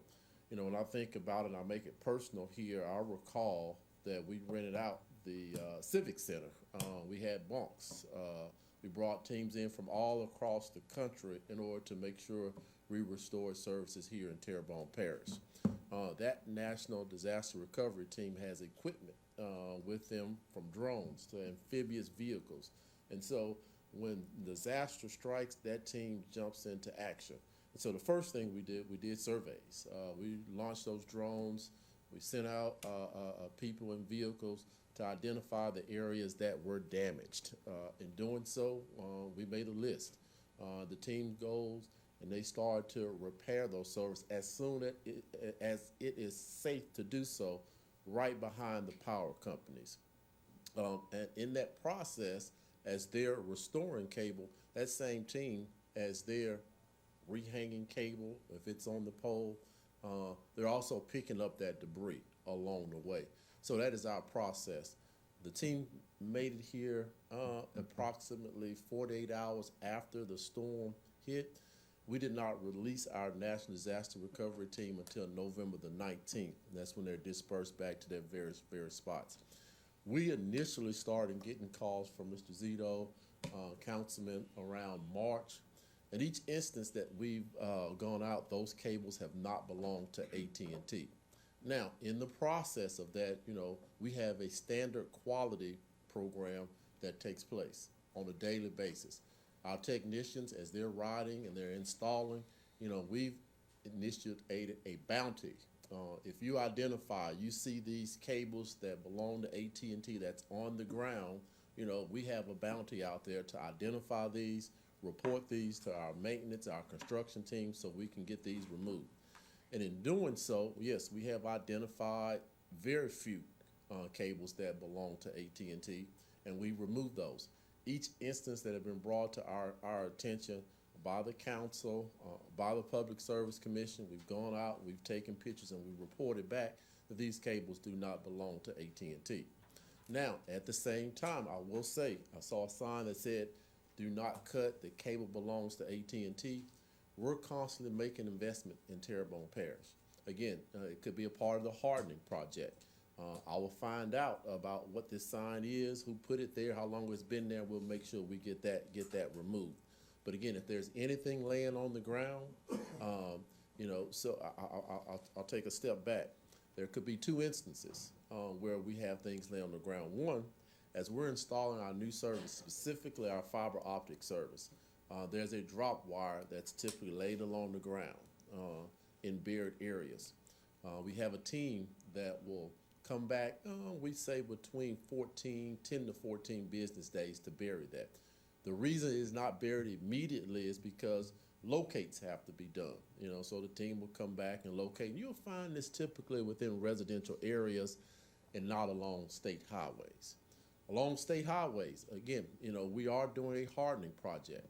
That hardening project, again, is removing cable that's in the air, and we're burying that cable. So when storms come along, you know, we won't be interfered with by those high winds. So those are the only two instances that I would say cable would be on the ground now.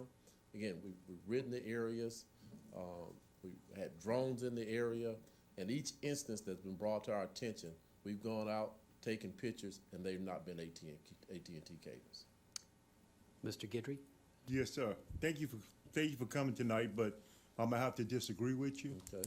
on Highway 56. I'll give you the addresses. Okay. 6107, 6111, Highway 56. That people have 2x4s holding and you guys got the big round wire, the lowest wire on the poles. They got, so they can get in that driveways. They have poles in that driveways holding up these wires. And if you take and you go down the bay and ride all the way down 56 to Cocodrie, these big telephone cables are coming off the poles, laying down in the marsh, and about a half a mile later, they're laying all the way, and then they're coming back up on these poles again. So I'm gonna have to wholeheartedly disagree with you that you all have a problem with these telephone cables. And it's not just at a little bitty place, it's at a lot of places. So if you wanna make sure, you go to 6100 block of Highway 56, and you're gonna see what I'm talking about. I'll have someone there tomorrow. Because I'm wholeheartedly gonna disagree with you, you know? I understand. Because y'all need, and I know you guys pass back and forth, your companies, you know? And it can't be that they don't see 10 foot from the road, these poles holding up these wires so people can get in and out of their driveways. And this is along the major highway, it's not a street. So, like I said, I'm gonna disagree with you. I understand. So I'll I have wish someone you out would go tomorrow. on Highway 56, because it's not just at that spot, it's at a lot of places that, all the way down, all the way to Cocodrie, where you guys got the big cable coming off the poles, laying in the marsh grass, and coming up on another pole way down the line. Okay. And you can see why it's just laying in the marshes. Okay. So, but, you know, like I said, I'm gonna disagree with you, sir. Thank you. Yes, sir. And again, if I will have someone out, I recorded 6111 Highway 56. There'll be someone out to inspect that on tomorrow. If it is ours, we'll address it. But again, I have gone off of the last council meeting. We were asked and given an address. We reported back. It was not AT&T's cable. But again, we will inspect this, and I will get a report back to the council on tomorrow. Yeah, like, you know, because there's nobody else that got a cable like you guys going across the telephone poles. I know it's not electricity. I know it's not the cable companies. And usually the AT&T has the bottom line on all these poles. If we're on the, if And we're that's on what the it pole, is, that's you know? correct. Yeah. So definitely it's AT&T cable, you know what I mean? Because it's a huge cable. We will go and inspect, You know? and if it is AT&T, Yeah. we will resolve But it. make sure you ride all of 56, because it's not just a one little bitty spot at the 6100 block. It's all the way going towards Cocodrie. I have that noted. So, all right, thank you. Okay. And Mr. Michel, I'm going to get with you, but first, Mr. Babin. Yeah, no disrespect intended to you nor the other companies that spoke tonight, but it seems like we saying it's not ours, okay? But yet, we as a parish picked up $28,000. It cost us $28,000 to pick up wire on one road. So a point, and I think maybe Dirk made this earlier, and I'll say it again, if there's only 3 or 4 companies involved, again, I can put 3 people in my Jeep and I'll ride you through the parish. We need to get this done. And I understand y'all have done some, but we couldn't be complaining about stuff, especially in the rural areas, if they're not there. I mean, we literally get calls on it every day. And the main calls we're getting is the grass cutting, but a lot of it is due to the fact that there's wires in there.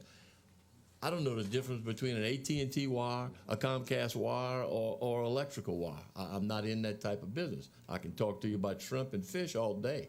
But the point still remains is we need more of a concerted effort of all the utilities to be addressing it the same way. And I don't think we're seeing that. And if that means you guys having somebody ride together, I think it would be beneficial. I think we could solve this problem a lot sooner. I go back to Brett. He mentioned earlier, we work together from Tangible Holes, St. Tammany Parish, here in Terrebonne. We joke, we make the circuit together. If there is something that's identified, that's the AT&T's, that Charter goes out on, and again, we just don't work as much with Comcast. Brett identifies me, and I get that information to the construction team, and vice versa. So we do work closely together. Again, we're not perfect. If there's something that we missed, we will go and address it. But again, the areas that have been brought to our attention after our team has completed sweeps, drones, and we have technicians that ride the area on a daily basis, we have just not seen it. again, there could be more out there, and we Yeah. will continue to address as we see it. And again, like everyone else has said, I applaud the efforts that all of the utility companies did after the storm to get us back in operation as soon as possible.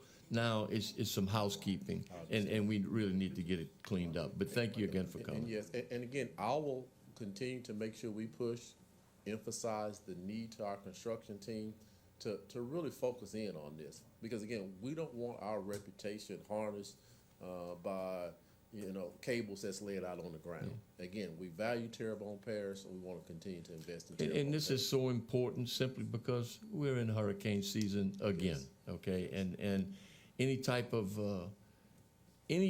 storm that's going to come through is just going to create some havoc. So again, thank you. Thank you. Mr. Michel. Okay, thank you. When y'all go out there and you say this is not ours, then you must know who it's for, okay? And once you know who it's for, I heard you say that y'all have close working relationships, but if it's not being picked up, it's not being picked up. Maybe y'all need to contact whoever it's for, like you've been doing, if indeed that's the case, and also copy administration so we know that this is happening because it's not happening, obviously. We need to get this stuff picked up. And so if any of these companies go out to a site and they're saying that the wire that's there cannot be picked up because it's not theirs, they should notify that other company, or at the very least notify parish administration, so we can notify the other company. But that might be something that's helpful. But we got to get this picked up, as everybody said. Thank you. Thank you, Mr. Michel. Mr. Navy. Yes, look, anything I can help you with, I'll give you my number, because at the end of the day, I just think that we should have an assessment process in place ourselves as the parish government to make sure all these things that need to be addressed. We don't have a comprehensive master disaster plan, I believe, and that's something that we need to address. But anything I can help you with, I will, my brother. Well, I just let you know this, because I think as a government, we need to restructure how we do this, because the next pandemic or next catastrophic storm is going to happen. And we need to be prepared better ourselves also in this. And we have all talked about that. We've all got together and talked about that. So at the end of the day, I think it's an across-the-board issue with everybody. Electricity companies, utility companies, all of the process, even government.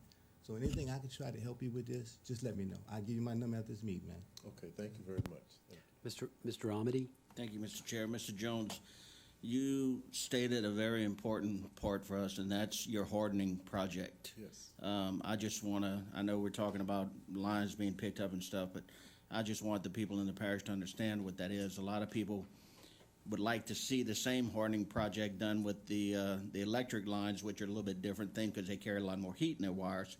But I just want to thank AT&T for doing that, because when the wind blows, now we're not going to have to worry about it coming down. And you also did a fantastic job getting the generators at all your VRAD stations, and we're able to stay up. We didn't have power, but our generators, we could see what's going on in the world. So I just want to commend AT&T on that. Thank you. Thank you. I appreciate that. Thank you, Mr. Amity. Mr. Harding? Yes, and like was stated earlier, something was mentioned about broadband, and we've had a conversation about the AT&T coming into this area, extending their broadband services also. So extend my warm welcome to you again, like previously to the area. Thank you. And this isn't a commercial, but I'd say that we have and we will continue to invest in broadband service, not only in, urban areas here within the parish, but also rural areas of the parish. And we're not only providing access, but we're providing affordability. As I shared with Councilman earlier, just a few weeks ago, we were together. If you qualify for the SNAP program, if you qualify for free or reduced lunch, you're able to get free broadband internet from AT&T. And so again, these are areas that we're focused on and will continue to be focused on, not only in urban areas, but also in rural areas. And the question was asked earlier about rural areas to the state representative. There's been $180 million set aside in the Gumbo grant for this.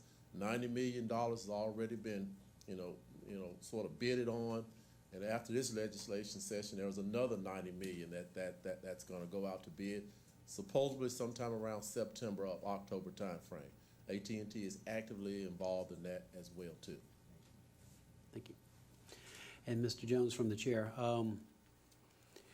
one of the issues I know which is going to come up, and it's very similar, and you mentioned it, you guys are upgrading away from copper That's and correct. going into fiber.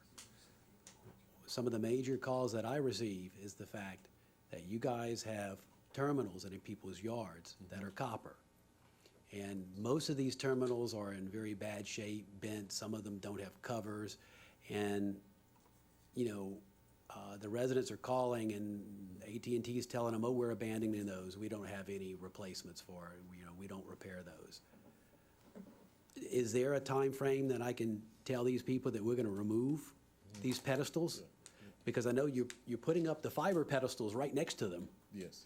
the little small pedestals. That's correct. And then right next to it is a big pedestal that has no cover on it, and you see all 1,000 wires.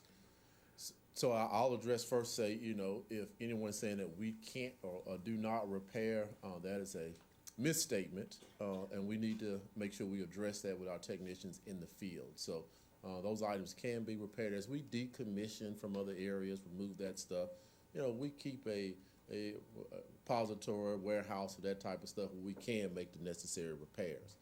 But to the larger question here is hand, when are we going to remove this old stuff? That's what you're asking. Exactly. And so that's regulated by the FCC. And so what happens is, you know, you have early adapters that say, listen, sign me up for the latest and the greatest in the fiber. I want this.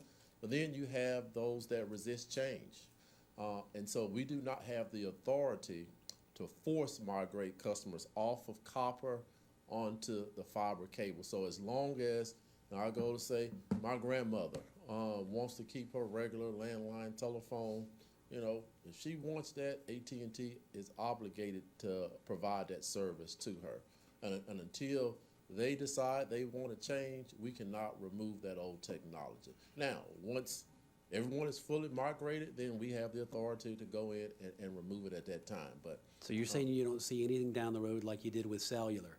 If you have an analog phone, if you don't have a digital phone by this time, you're going to be cut off. So you don't see that in the future? At some point, I can see there can be some sort of legislation and regulation that allows that, but there is not an appetite for that at this time. But could it be coming? AT&T would love that. You know, again, we have. Point of order, this plans. is not on the agenda. We're talking about abandoned lines. And in storm damage, and some of these pedestals were damaged by storm, Mr. Michel, but I appreciate the point of order. So the pedestals, if there's a pedestal that's damaged, who should I tell these people to call? Yeah, I will share my information with the council, but we have local repair managers that are here in the area, you know, Terry Boulevard, 311, you know, those are some of our main hubs where our technicians are located. So, you know, Well, I work please closely share with share them, that yes. information, and if they can't get through in the normal sources, I'll call you and see if we can get it taken care of. Absolutely. And again, I would say the first most effective way to contact AT&T is through our 800 number, 1-800-288-2020. That is our main customer service number. You can just provide your address and a repair ticket will be made. There's also the My ATT app. Again, some use them if you have smartphones, where most people these days do have smartphones. You're able to report that through your smartphone, or you can go online to att.com to report that as well too.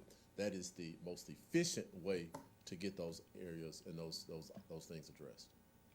Thank you, Mr. Jones, for coming. Any other questions?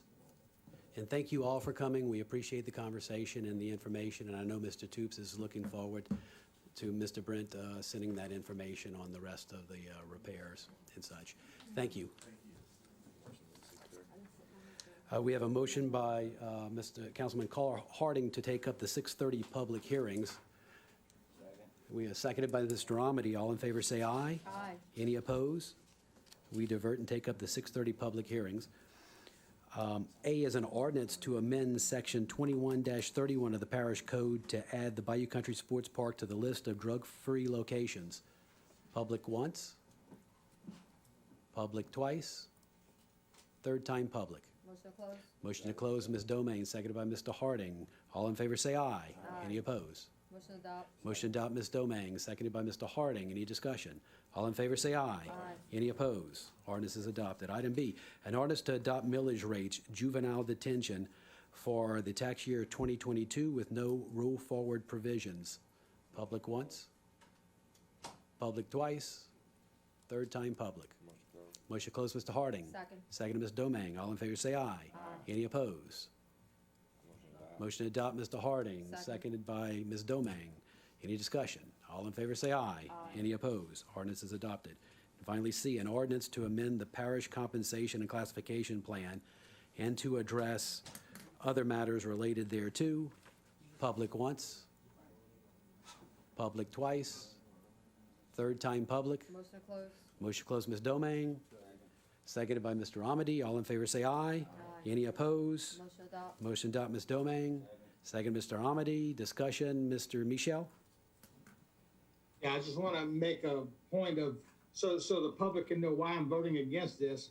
I'm voting against this because this is across the parish, if I understand it. This is every employee in the parish, and the compensation and classification plan that affects all of them. Is that correct, or is that not correct? Does that include all of the appointees and the department heads? Ms. Candace? So the adjustment to the policy plan itself includes everyone. This does not mean that every person in the parish, whether they're employee, appointed or not, is getting a raise. It was done by comparing each department's pay grade and each employee, and those that are now above the, below the new minimum will be bumped up. And then we took it next and compared it to the people within that same pay grade, within that same department, and made sure we kept a certain percentage difference between them so that it was still consistent. So this is not a raise for everybody in the parish. Thank you, Ms. I Moore. understand it's not a raise, but it is the potential for a raise for everyone in the parish. And my concern is that the reason we're doing this, which is a great reason, is to try to be able to attract more employees, especially at the field level. And because we have so many openings right now.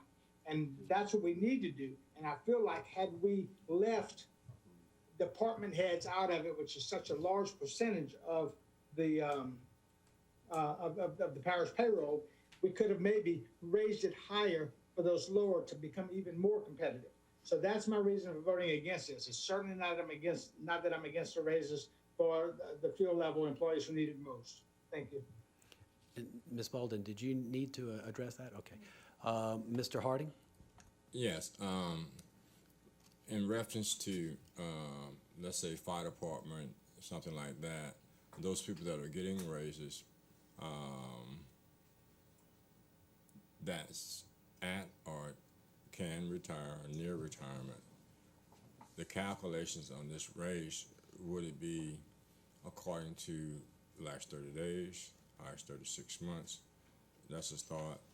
If the fire department was included, the fire department would be under different circumstances because I think they're structured from the firefighter going to the firefighter first to fire equipment operator, and then it's automatically within a certain percentage of the lowest rank. So that's a percentage that's in there. How would it affect that? And even if the police department, how does it affect those civil service groups that we have? So the police department and the fire department is following the same process. So we've gone through all of them and determined, and there is a certain percentage difference that has to be between a firefighter one and a driver. So all of that has been taken care of. As far as how it calculates into the retirement plan, I don't know that right offhand. It's whatever the plan has in place. Sometimes it's the last 3 years, sometimes it's the last 12 months. I don't know that right offhand for the firefighters or the police or even our regular employees. I'd have to go and look it up. Yeah, because what's happening here is, let's say, for instance, someone gets a raise, and that raise, and within a 30-day period or less than a 30-day period, once they get it in one pay period, how's the retirement calculated? You know what I mean? So if people have a large amount that's actually of an increase to their salaries, well, they can opt out because that's going to patent their retirement, they can, if it's based upon that. So maybe that might be a little bumpy you might want to look at is the fact that whether you're going to use the last 30 days or whether you're going to calculate the 36 months, because it could also make a difference whether they're in a drop plan or whether they're not in a drop. So you know what I mean, whether their hiatus really applies to where they are right now, because that hiatus that they're going to have while they're in the drop plan, they cannot actually receive really an increase at that time, can they or cannot? Again, I don't want to answer because I'm not 100% sure. Okay, so that's the small things that we just look at it, and I guess looking at back at Mr.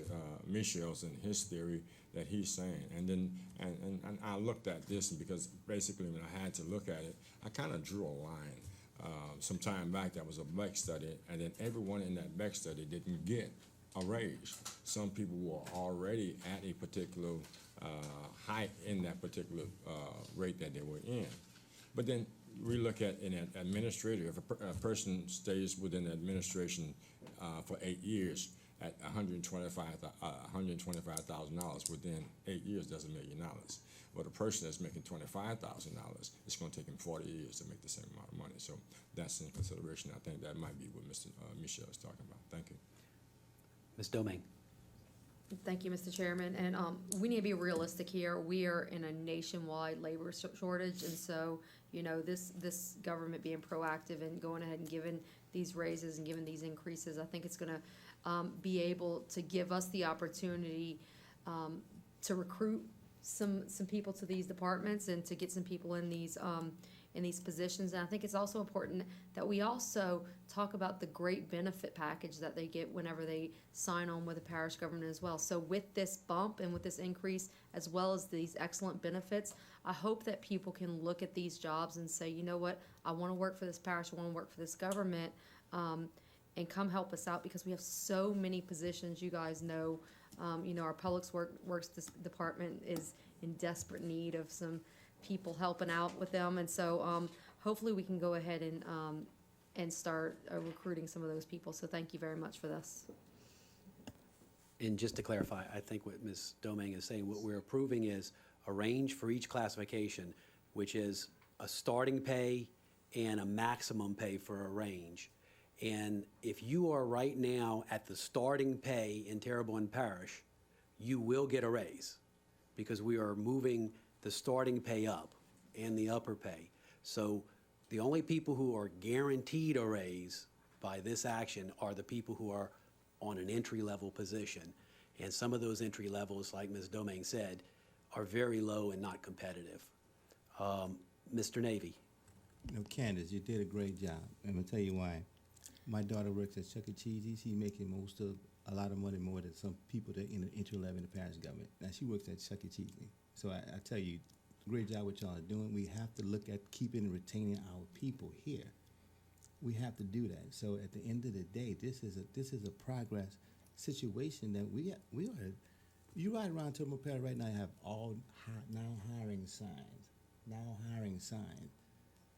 So we're in a dilemma. So no, this is a great idea. This is what we need to be doing. Because like I said, Chuck E. Cheese, parish government, you can't, come on now, let's be realistic with that. Don't go cut down Chuck E. Cheese. Mr. Chairman, if I can. Oh, well, let me Okay. let Mr. Michel wants Absolutely. to say something. Mr. Michel? Okay, yeah, and I appreciate what Mr. Harding said, but it's clearly it's apparent to me that we need these raises, as Ms. Domingue said. We need this. We need it to be competitive, and it's apparent that it's going to pass. But let's not be fooled. There are certain people in administration who find their way at the top of that range very quickly. So let's not be fooled about that. There is a cost to this that shouldn't be had. But despite that, I'm going to go ahead and vote and support the people of Terrebonne Parish who do the ground level work and for their raises. I hope that it's justly given to them properly. Thank you, Mr. Michel. Ms. Malden? Yes, sir. I just wanted to reiterate a couple of things that were said. The whole purpose of updating our personnel policy a couple months ago, and as well as changing this pay scale adjustment, is administration's wanting to retain employees and to, appeal to employees. The policy, Ms. Domingue, you mentioned it, a lot of the benefits that we have, you don't have at Chuck E. Cheese and you don't have at Walmart and all. So that's all something that, does need to be considered. It's just, we are wanting to try to get the good employees, and we are wanting to try to support those that are good employees and, the ones that are on the lower pay grade. So if this is passed, that will happen. You'll also see a social media campaign that'll go on through Facebook and Instagram about hiring and what jobs are open and available and some of that too. So kind of be on the lookout for that to try to get the word out to people that need jobs, that we have jobs for them. Thank you, Ms. Moulton. Any more discussion? We have a motion and a second. All in favor say aye. Aye. Any opposed? Ordinance passes. Do we have a motion by Mr. Harding to go back into regular order? Seconded by Ms. Domingue. All in favor say aye. Aye. Any opposed? Item F, Mr. Colin Guidry, new CEO of the Wait, did I miss something? Oh, hold on, Mr. Hebert. I wanted to address something about the cable issue and stuff. And I talked with Mr. Zito about it. I don't know if he slipped down or not. He just left. Okay, but he says go to your cable franchise agreements in 2008, because we've been looking at all our franchise, but most of them, they've all opted out, but AT&T on the video. In 2008, the law, or the power of the law, was amended, allowing these companies to opt out of state regulation. You always hear the federal government leave it to the states. They leave it to the states for what they want to leave it to the states. It's kind of like, you write the opinion into the original until you don't want to. So what happened is they deregulated, okay, and they all went and allowed these companies to adopt an affidavit to terminate the franchise cable agreements pursuant to state law, which don't have a whole lot of, quote, teeth. So that's your franchise agreement. The only thing we do is we do get fees. So your next thing is going to and fight with them through the FCC, which is Mr. Zito said, try calling that number and getting somebody to answer, because I asked him about it. So I just want to make that clear. It may turn out, with the exception, AT&T's telling me there is a video agreement, because we're auditing and we want to check everything we have.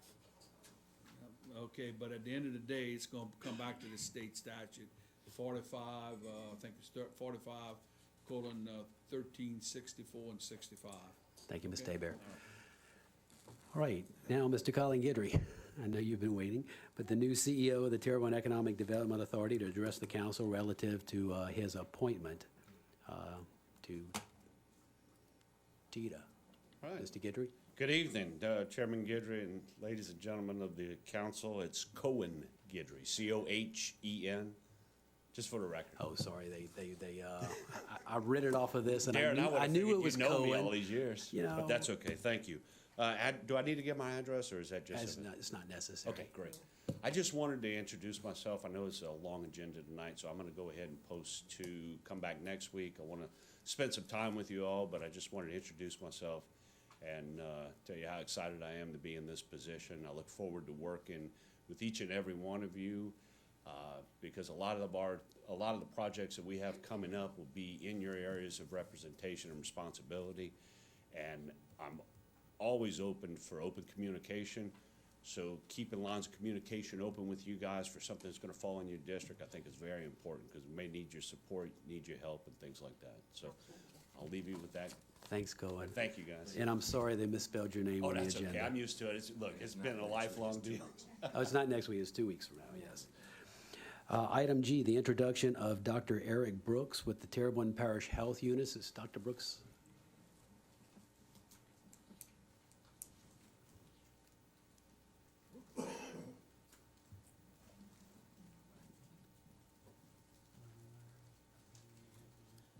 Good evening. Thank you for having me. My name is Dr. Eric Brooks, new Regional Medical Director with the Office of Public Health in Region 3, taking the place of Dr. Chip Riggins. Just wanted to take a minute of your time to introduce myself. I'll be brief. I know we've been going for a while tonight. just to mention a few things that we've been engaged in the community. Somebody mentioned mental health and COVID. Just recently, last June 23rd, at the Terrebonne Parish Library, we had a kickoff event for suicide awareness. We are planning our next one at the Dumas Auditorium, addressing suicide crisis among African American youth. Overlooked area. And we're going to go from there. Other things that we've been working on, of course, opiates, narcotics, been a huge problem in all of our communities. This one not spared. We are having an event at an opioid survivor and education event coming up at the medical atrium at Terrebonne General. That's coming up August 17th. Some of the things we've been working on, we've been working very closely with Mr. Earl Hughes for this upcoming or current hurricane season in anticipation for medical special needs sheltering in the region.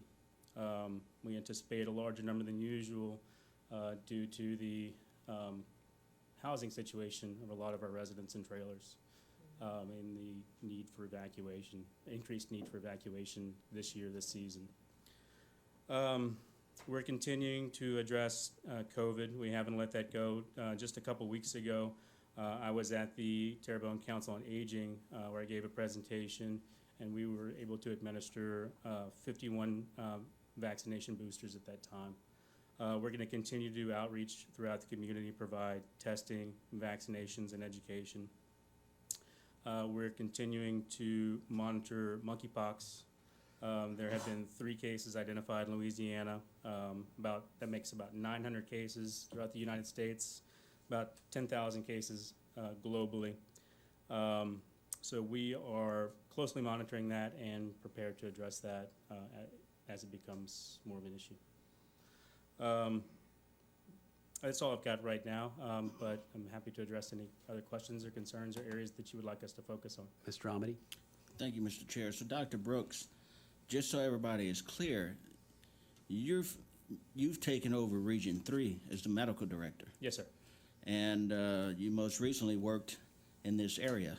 Yes, sir. So we've got somebody that really has seen what's going on in the area.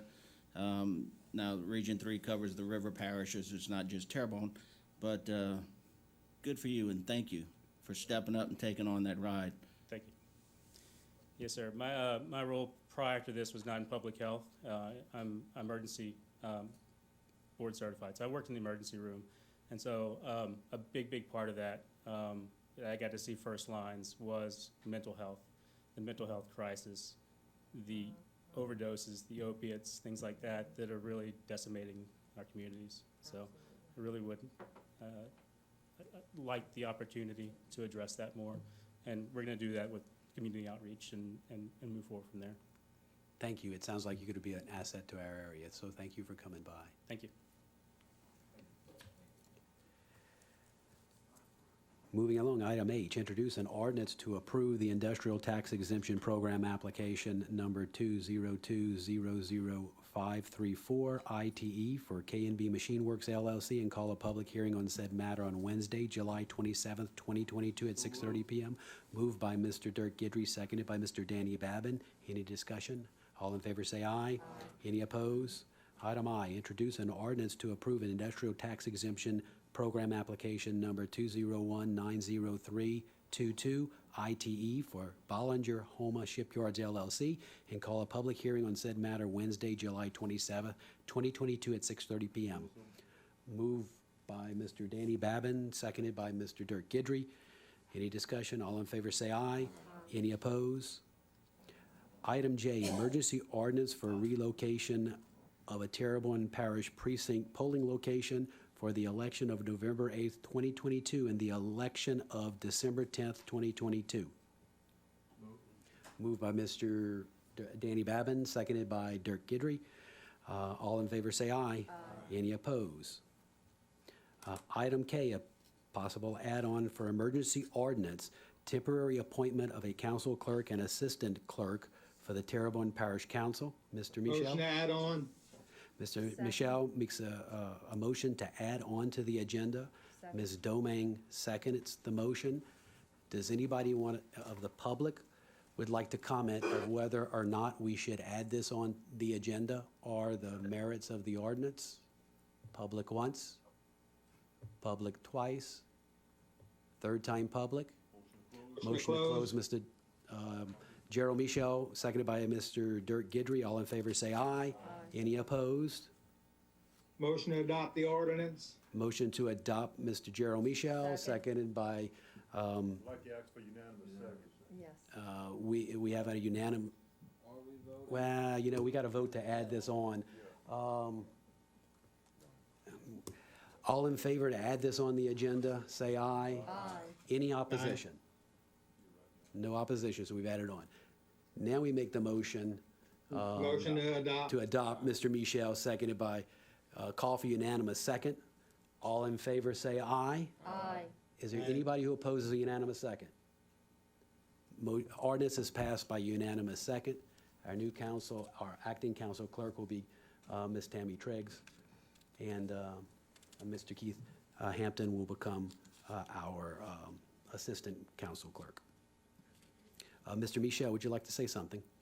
Yes, please. I just want to thank both of them who are apparently at the meeting right now for doing this work long before they were paid for it. We thank you so much. We appreciate you, and we hope this goes some way to showing our appreciation. God bless you both. Ms. Domingue. I would also like to thank our staff. I mean, it's been an incredible couple years.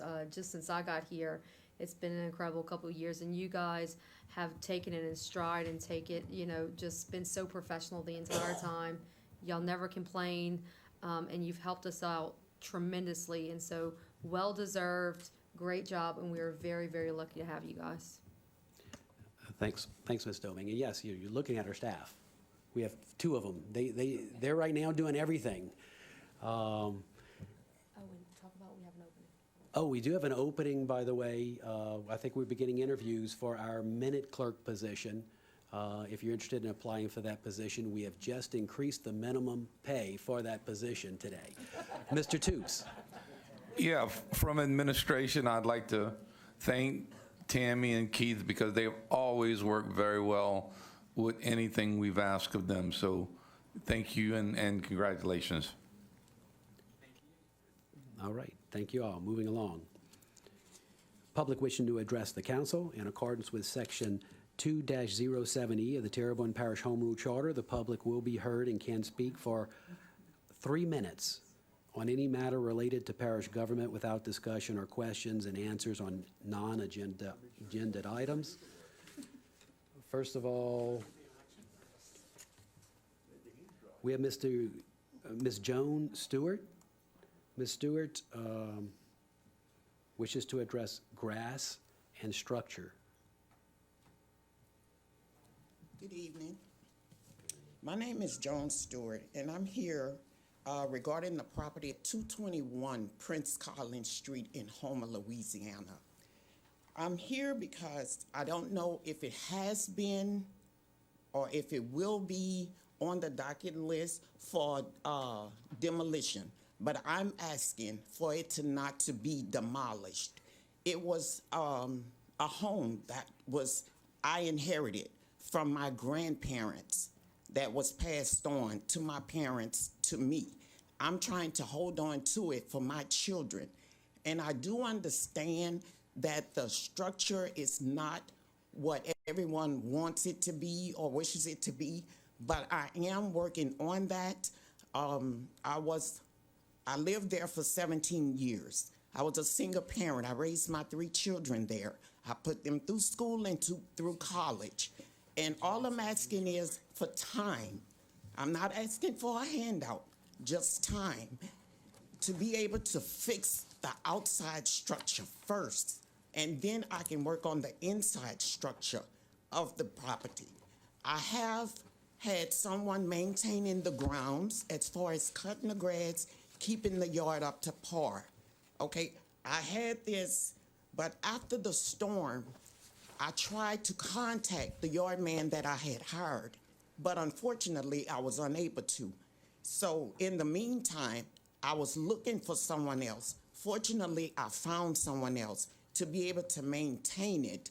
But my question to council tonight, what is it do I need to do exactly to bring it up to code on the outside structure so it don't be torn down, and after that I can work on the inside of the structure? Unfortunately, since it's not on our agenda, we can't discuss the item. I understand. But I know your councilman has heard your concerns. Okay. And he can reach out to you after the meeting. Okay, not a problem. Thank you so much for coming. Appreciate it, thank you. Oh, Mr. Navy? Well, I was just gonna say, could she like also be referred to Chris to see what's going on with that?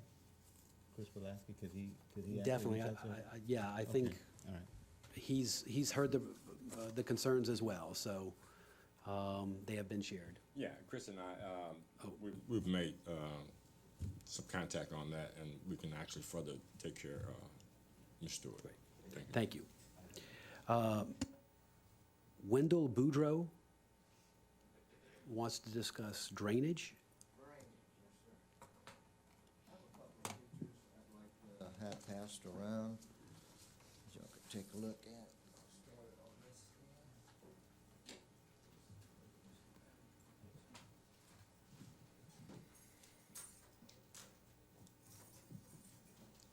All right, I'll first start off by introducing myself. I'm Wendell Boudreau from Homer here. And some of you guys, we go back a long ways. They know me as Winky Boudreau. I'm on here tonight to speak on for myself and behalf of my neighbors about the flooding that has gone on for years behind my house on Cleveland Street. I've resided there for over 40 years, and although my house has only flooded a few times, my neighbor's house has flooded several times. He has had to get his house elevated, but where I've been fortunate, my house is on blocks where his was on a slab. Every time it floods, there's a sheen of oil, gasoline, or something, who knows what, floating in the water. Well, this past Sunday, I was trying to celebrate my 66th birthday, and next thing you know, the rains came, and here came the gasoline sheen in the yard. I contacted the fire department. They came by and said that they were unable to do anything about it, to just let the water flow out and the gas will go with it. Well, out of concern, everybody was trying to keep kids, which they like to play in the water, out of the water. It's very unnerving to me and all my neighbors with the flood water on the properties when you don't know what's in it or what's coming up in it. So I thought about moving several times, but with the street that floods and homes that floods, it's kind of a hard sell thing to do. Mother Nature is not something you can control, excuse me. I understand that, but when you have a drainage ditch that is overgrown, that's another story. It's like trying to drain a sink that's the 3/4 of the way clogged. It won't flow. And these pictures will show you what the ditch looks like behind my house. Poor drainage is the reason why my house and neighbors around me have flooded for years and years. We get promises. I called the parish drainage department along with a lot of other people, and they have not done any good, and there's still hurricane debris from Hurricane Ida in the ditch. I read an article in Courier that the parish has unused money from FEMA and other federal agencies to boost downtown Main Street.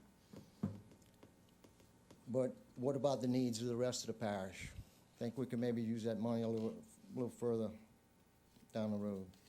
I'm not gonna keep this long, 'cause I got to cut them out. Sure wish myself and others had excess FEMA money and other federal sources to rely on instead of continually appealing to FEMA or having an insurance carrier going underneath you. During the storm days when I was away from home, I have to worry or keep in touch with my neighbors so that I don't flood again. I'm just trying to get this cleared up. The ditch starts, from what I understand, on the intercoastal, passes behind in the Cleveland Street and makes its way to the pumps on Industrial Boulevard. And that one, I've heard it, we call it Cook's Canal for years. I've called it Woodlawn Ditch. And I even heard that we were in the process of upgrading pumps. Upgrading pumps are nice, but if you don't you can't get the water to the pumps, what good is the upgrade?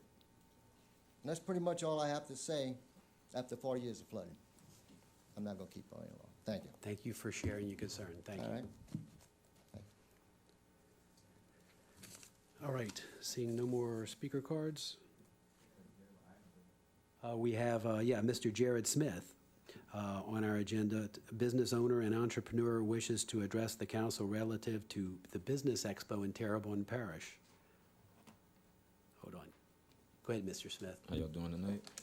All right, my name is Jared Smith, 3734 Thomas Drive, Houma, Louisiana.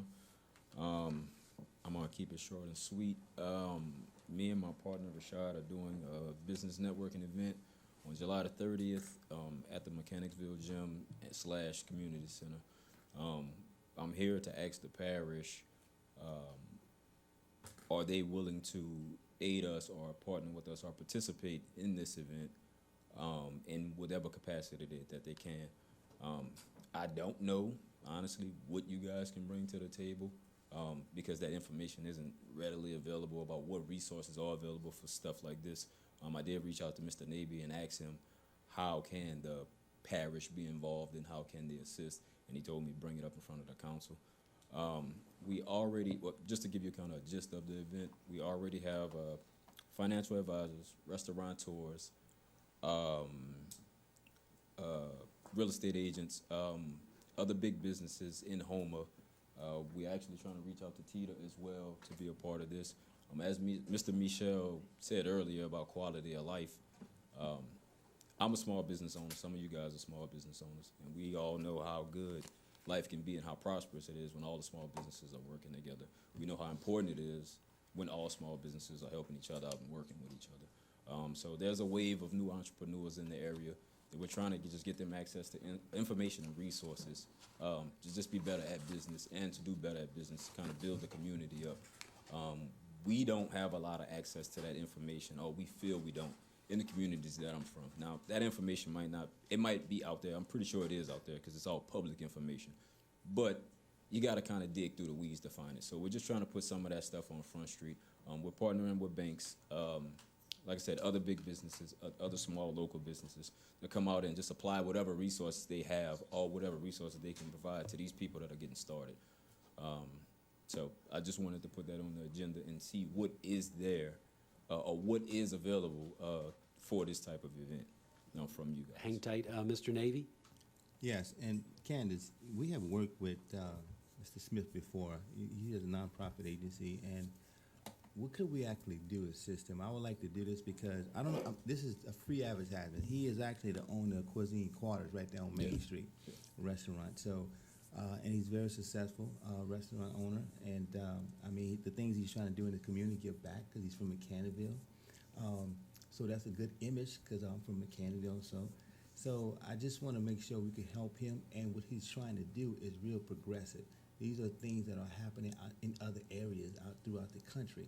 So he's bringing vision back to this area to help other businesses, small business owners. And he has some good partners. So I would like to see what we could do to try to help him with this expo. And I think it's going to be great.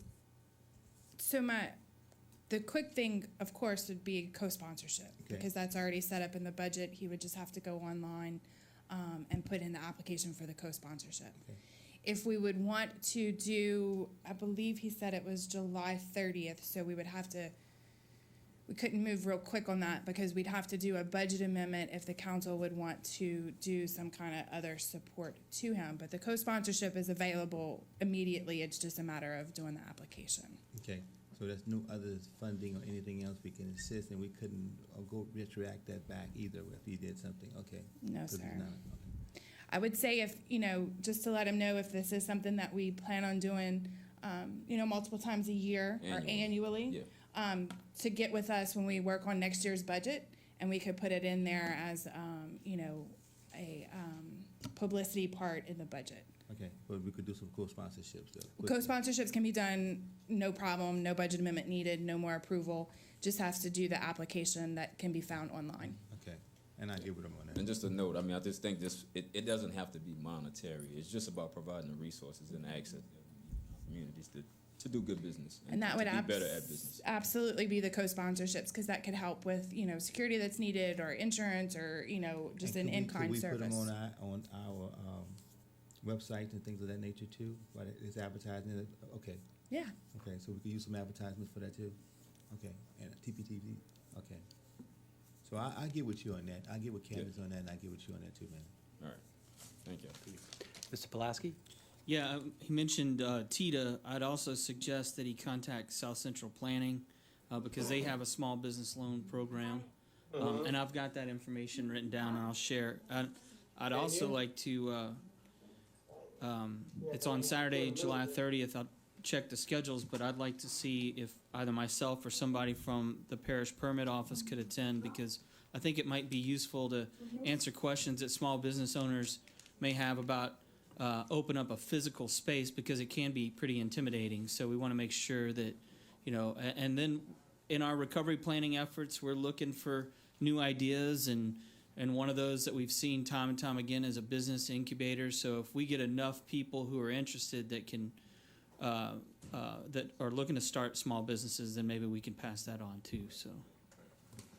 And that is something in business, we have been trying to see if we could get some type of facility that would allow people with one copy machine that, they can use, and, one centralized, office in one particular building. Each one can have one little office in it, and they can operate their business until they're big enough. That's something, and I'm talking to Tita as well as you, but. Well, that was something that that exact idea is something that we actually put into our invitation note, just appealing to businesses, or, letting them utilize space that you're not using, or letting them utilize just certain resources that you're not using on the day-to-day. Somebody might be able to use them to help to grow their business. Well, and like Mr. Navy said, contact me too, and I'll see whatever, I served on the TITA board for 6 or 7 years, and says, I want to encourage what you're doing, because maybe it will play into some of the stuff that we had tried to do before. So 100%. Thank you for what you're doing. All right. Any other? Oh wait, we got Mr. Harding.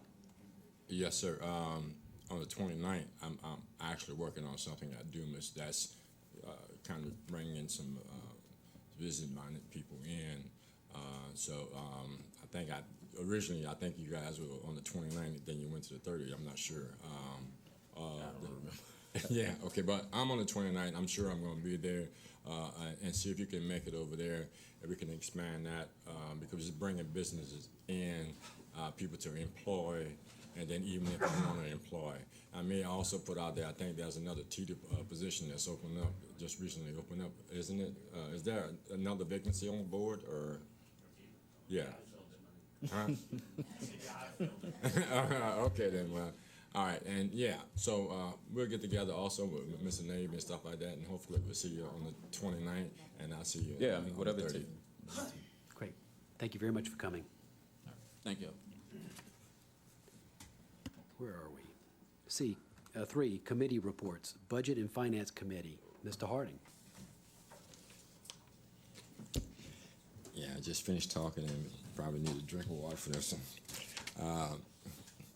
I motion that the council accept and ratify the minutes of the Budget and Finance Committee held on July 11, 2022, and I have 5 public hearings. The first one is introduce an ordinance to declare as surplus 40 tax sale property adjudicated to the Terrebonne Parish Consolidated Government to acquire authorization to dispose of said properties in accordance to LARS 472196 and call for a public hearing on said matter on Wednesday, July 22nd, 2022 at 6:30 p.m. They are 953 Highway 55, 525 Highway 665, 103 Ronald Street, 212 Reynolds Street, 130 Cypress Grove Street, 117 Victor LaBeouf Street, 6106 Highway 56, 6106 Highway 56, 118 Gates Lane, 618 Mariah Street, 108 Jane Street, 404 Jerry Ann Street, 7326 Judith Street, 237 Henderson Street, 1254 Coto Road, 171, 167, 177, 181 Livers Lane, excuse me, 1610 Highway 20, 6302 North Bay Black Drive, 714 Roussel Street, 296 Brooklyn Avenue, 354 Morrison Avenue, 227 Kelly Drive, 507 Leveron Street, 424 Leveron Street, 411 Morgan Street, 333 South Van Avenue, 119 Crozier Drive, 220 Porsche Lane, 106 Cynthia Drive, 746 Shrimpers Row, 184 Rose Street, 171 Majority Street, 105 Panda Lane, 5849 Grand Collier Road, 5758 Grand Collier Road, 3710 Baker Drive, 213 Lyle Street, 2622 Mash Street, 125 West Street and 2626 Bryant Street, 101 Tulane Street, 609A, 613A, 615A Myra Street. The second is introduce an ordinance to declare as surplus 5 tax sales property adjudicated in Terrebonne Parish consolidated government and acquire authorization to dispose of said properties in accordance with LARS 47-2196 and call for a public hearing on said matter on Wednesday, July 27, 2022 at 6:30 p.m. They are 136 Banks Avenue, 9180 and 9185 Grand Collier Road, 113 Victor LaBeouf Avenue, 407 Prince Collins Street, 628 Mariah Street. The third, introducing the ordinance to declare as surplus a tax property located at 127 3rd Street adjudicated to the Terrebonne Parish Consolidated Government to acquire authorization to dispose in said property in accordance with LARS 47-2196 and call for a public hearing on said matter on Wednesday, July 27, 2022 at 6:30 p.m. The fourth, introducing the ordinance to amend the 2022 budget of Terrebonne Parish Consolidated Government so as to adjust to the 2022 adopted beginning fund balance and the net position of the actual as per 2021 audited financial statement and call for a public hearing on Wednesday, July 27, 2022 at 6:30 p.m. Finally, number 5, introducing an ordinance to amend the 2022 adopted operation budget and 5-year capital outlay budget of the Terrebonne Parish Consolidated Government for the following items and provide for related matters. Number 1, Rotary Centennial Plaza, $900,000. Bayou Black Pump Station, Hanson Canal, $51,000. LA 24 Sidewalk, $40,000. West Side Drainage, $55,000, and call for a public hearing on said matter on Wednesday, July 27, 2022 at 6:30 p.m. Thank you. Motion by Mr. Harding, seconded by Mr. Vavin. All in favor say aye. Aye. Any opposed? I know that was a mouthful, Mr. Harding. The only thing is, in 2 weeks, I got to read that whole thing again. Next, B, Public Service Committee, Mr. John Amity. Thank you, Mr. Chair. Another mouthful. I make a motion that the council accept and ratify the minutes of the Public Services Committee held on July 11, 2022, and I have 5 public hearings. Number 1 is to introduce an ordinance to authorize a right of use for ingress and egress by Terrebonne Parish Consolidated Government and Hospital Service District Number 1 of Terrebonne Parish on TPCG property with conditions that runs parallel to Enterprise Drive and call a public hearing on said matter on Wednesday, July 27, 2022 at 6:30 p.m. Hearing 2 is to introduce an ordinance to take possession and acquire full ownership the following property adjudicated to Terrebonne Parish Consolidated Government for the public purpose: 2289 by Delorge Road, parcel number 40260, with owner of record Adval Inc. and to address other matters relative thereto, and call a public hearing on said matter on Wednesday, July 27, 2022 at 6:30 p.m. Hearing 3 is introduce an ordinance to take possession and acquire full ownership the following property adjudicated to Terrebonne Parish Consolidated Government for public purpose. 2287A Bayou Dolores Drive, parcel number 39671, with owner of record Adval Inc., to address other matters relative thereto, and call a public hearing on said matter on Wednesday, July 27th, 2022 at 6:30 p.m. Hearing 4 is to introduce an ordinance to acquire in full ownership the following property adjudicated to Terrebonne Parish Consolidated Government for public purpose. 85.6929% of parcel number 41033, with owner of record Thomas R. Prin, 83.6929%, and Octavia Simpson, 1.9049%, to address other matters relative thereto, and call a public hearing on said matter on Wednesday, July 27th, 2022 at 6:30 p.m. And 5, introduce an ordinance to acquire in full ownership the following property adjudicated to Terrebonne Parish Consolidated Government for public purpose, parcel number 59651, owner of record J&D Land Development Partners, LLC, to address other matters relative thereto, and call a public hearing on said matter on Wednesday, July 27th, 2022 at 6:30 p.m. Motion by Mr. Amity. I think Mr. Babin's already seconded it. All in favor say aye. Aye. Any opposed? Item C, Policy, Procedure, and Legal Committee, Ms. Domingue. I will be short and sweet. I'd like to make a motion that the council accept and ratify the minutes of the Policy, Procedure, and Legal Committee held on July 11th, 2022, and I have one public hearing. Introduce an ordinance to rename Ringo Koch Road as R. Boudreaux Farms Road, and call a public hearing on said matter on Wednesday, July 27th, 2022 at 6:30 p.m. Motion by Ms. Domingue, seconded by Mr. Trosclair. All in favor say aye. Any opposed? Street lights, lights installations, removal, and/or activations, as per Mrs. Dirk Gidry. Seconded Mr. Trosclair. All in favor say aye. Any opposed? Notice of meetings. A motion to approve council staff's attendance at the LAMSA 32 Annual Fall Conference on September 14th through the 16th, 2022 in Lafayette, Louisiana. Moved by Mr. Dirk Gidry. Second. Seconded Ms. Domingue. All in favor say aye. Any opposed? 6, appointments to various boards, committees, and commissions. The Homa Area Convention and Visitors Bureau has one vacancy due to resignation. Ms. Carissa Benoit submits resume and application for consideration, and Mr. Gary Williams Sr. submits resume and application for consideration.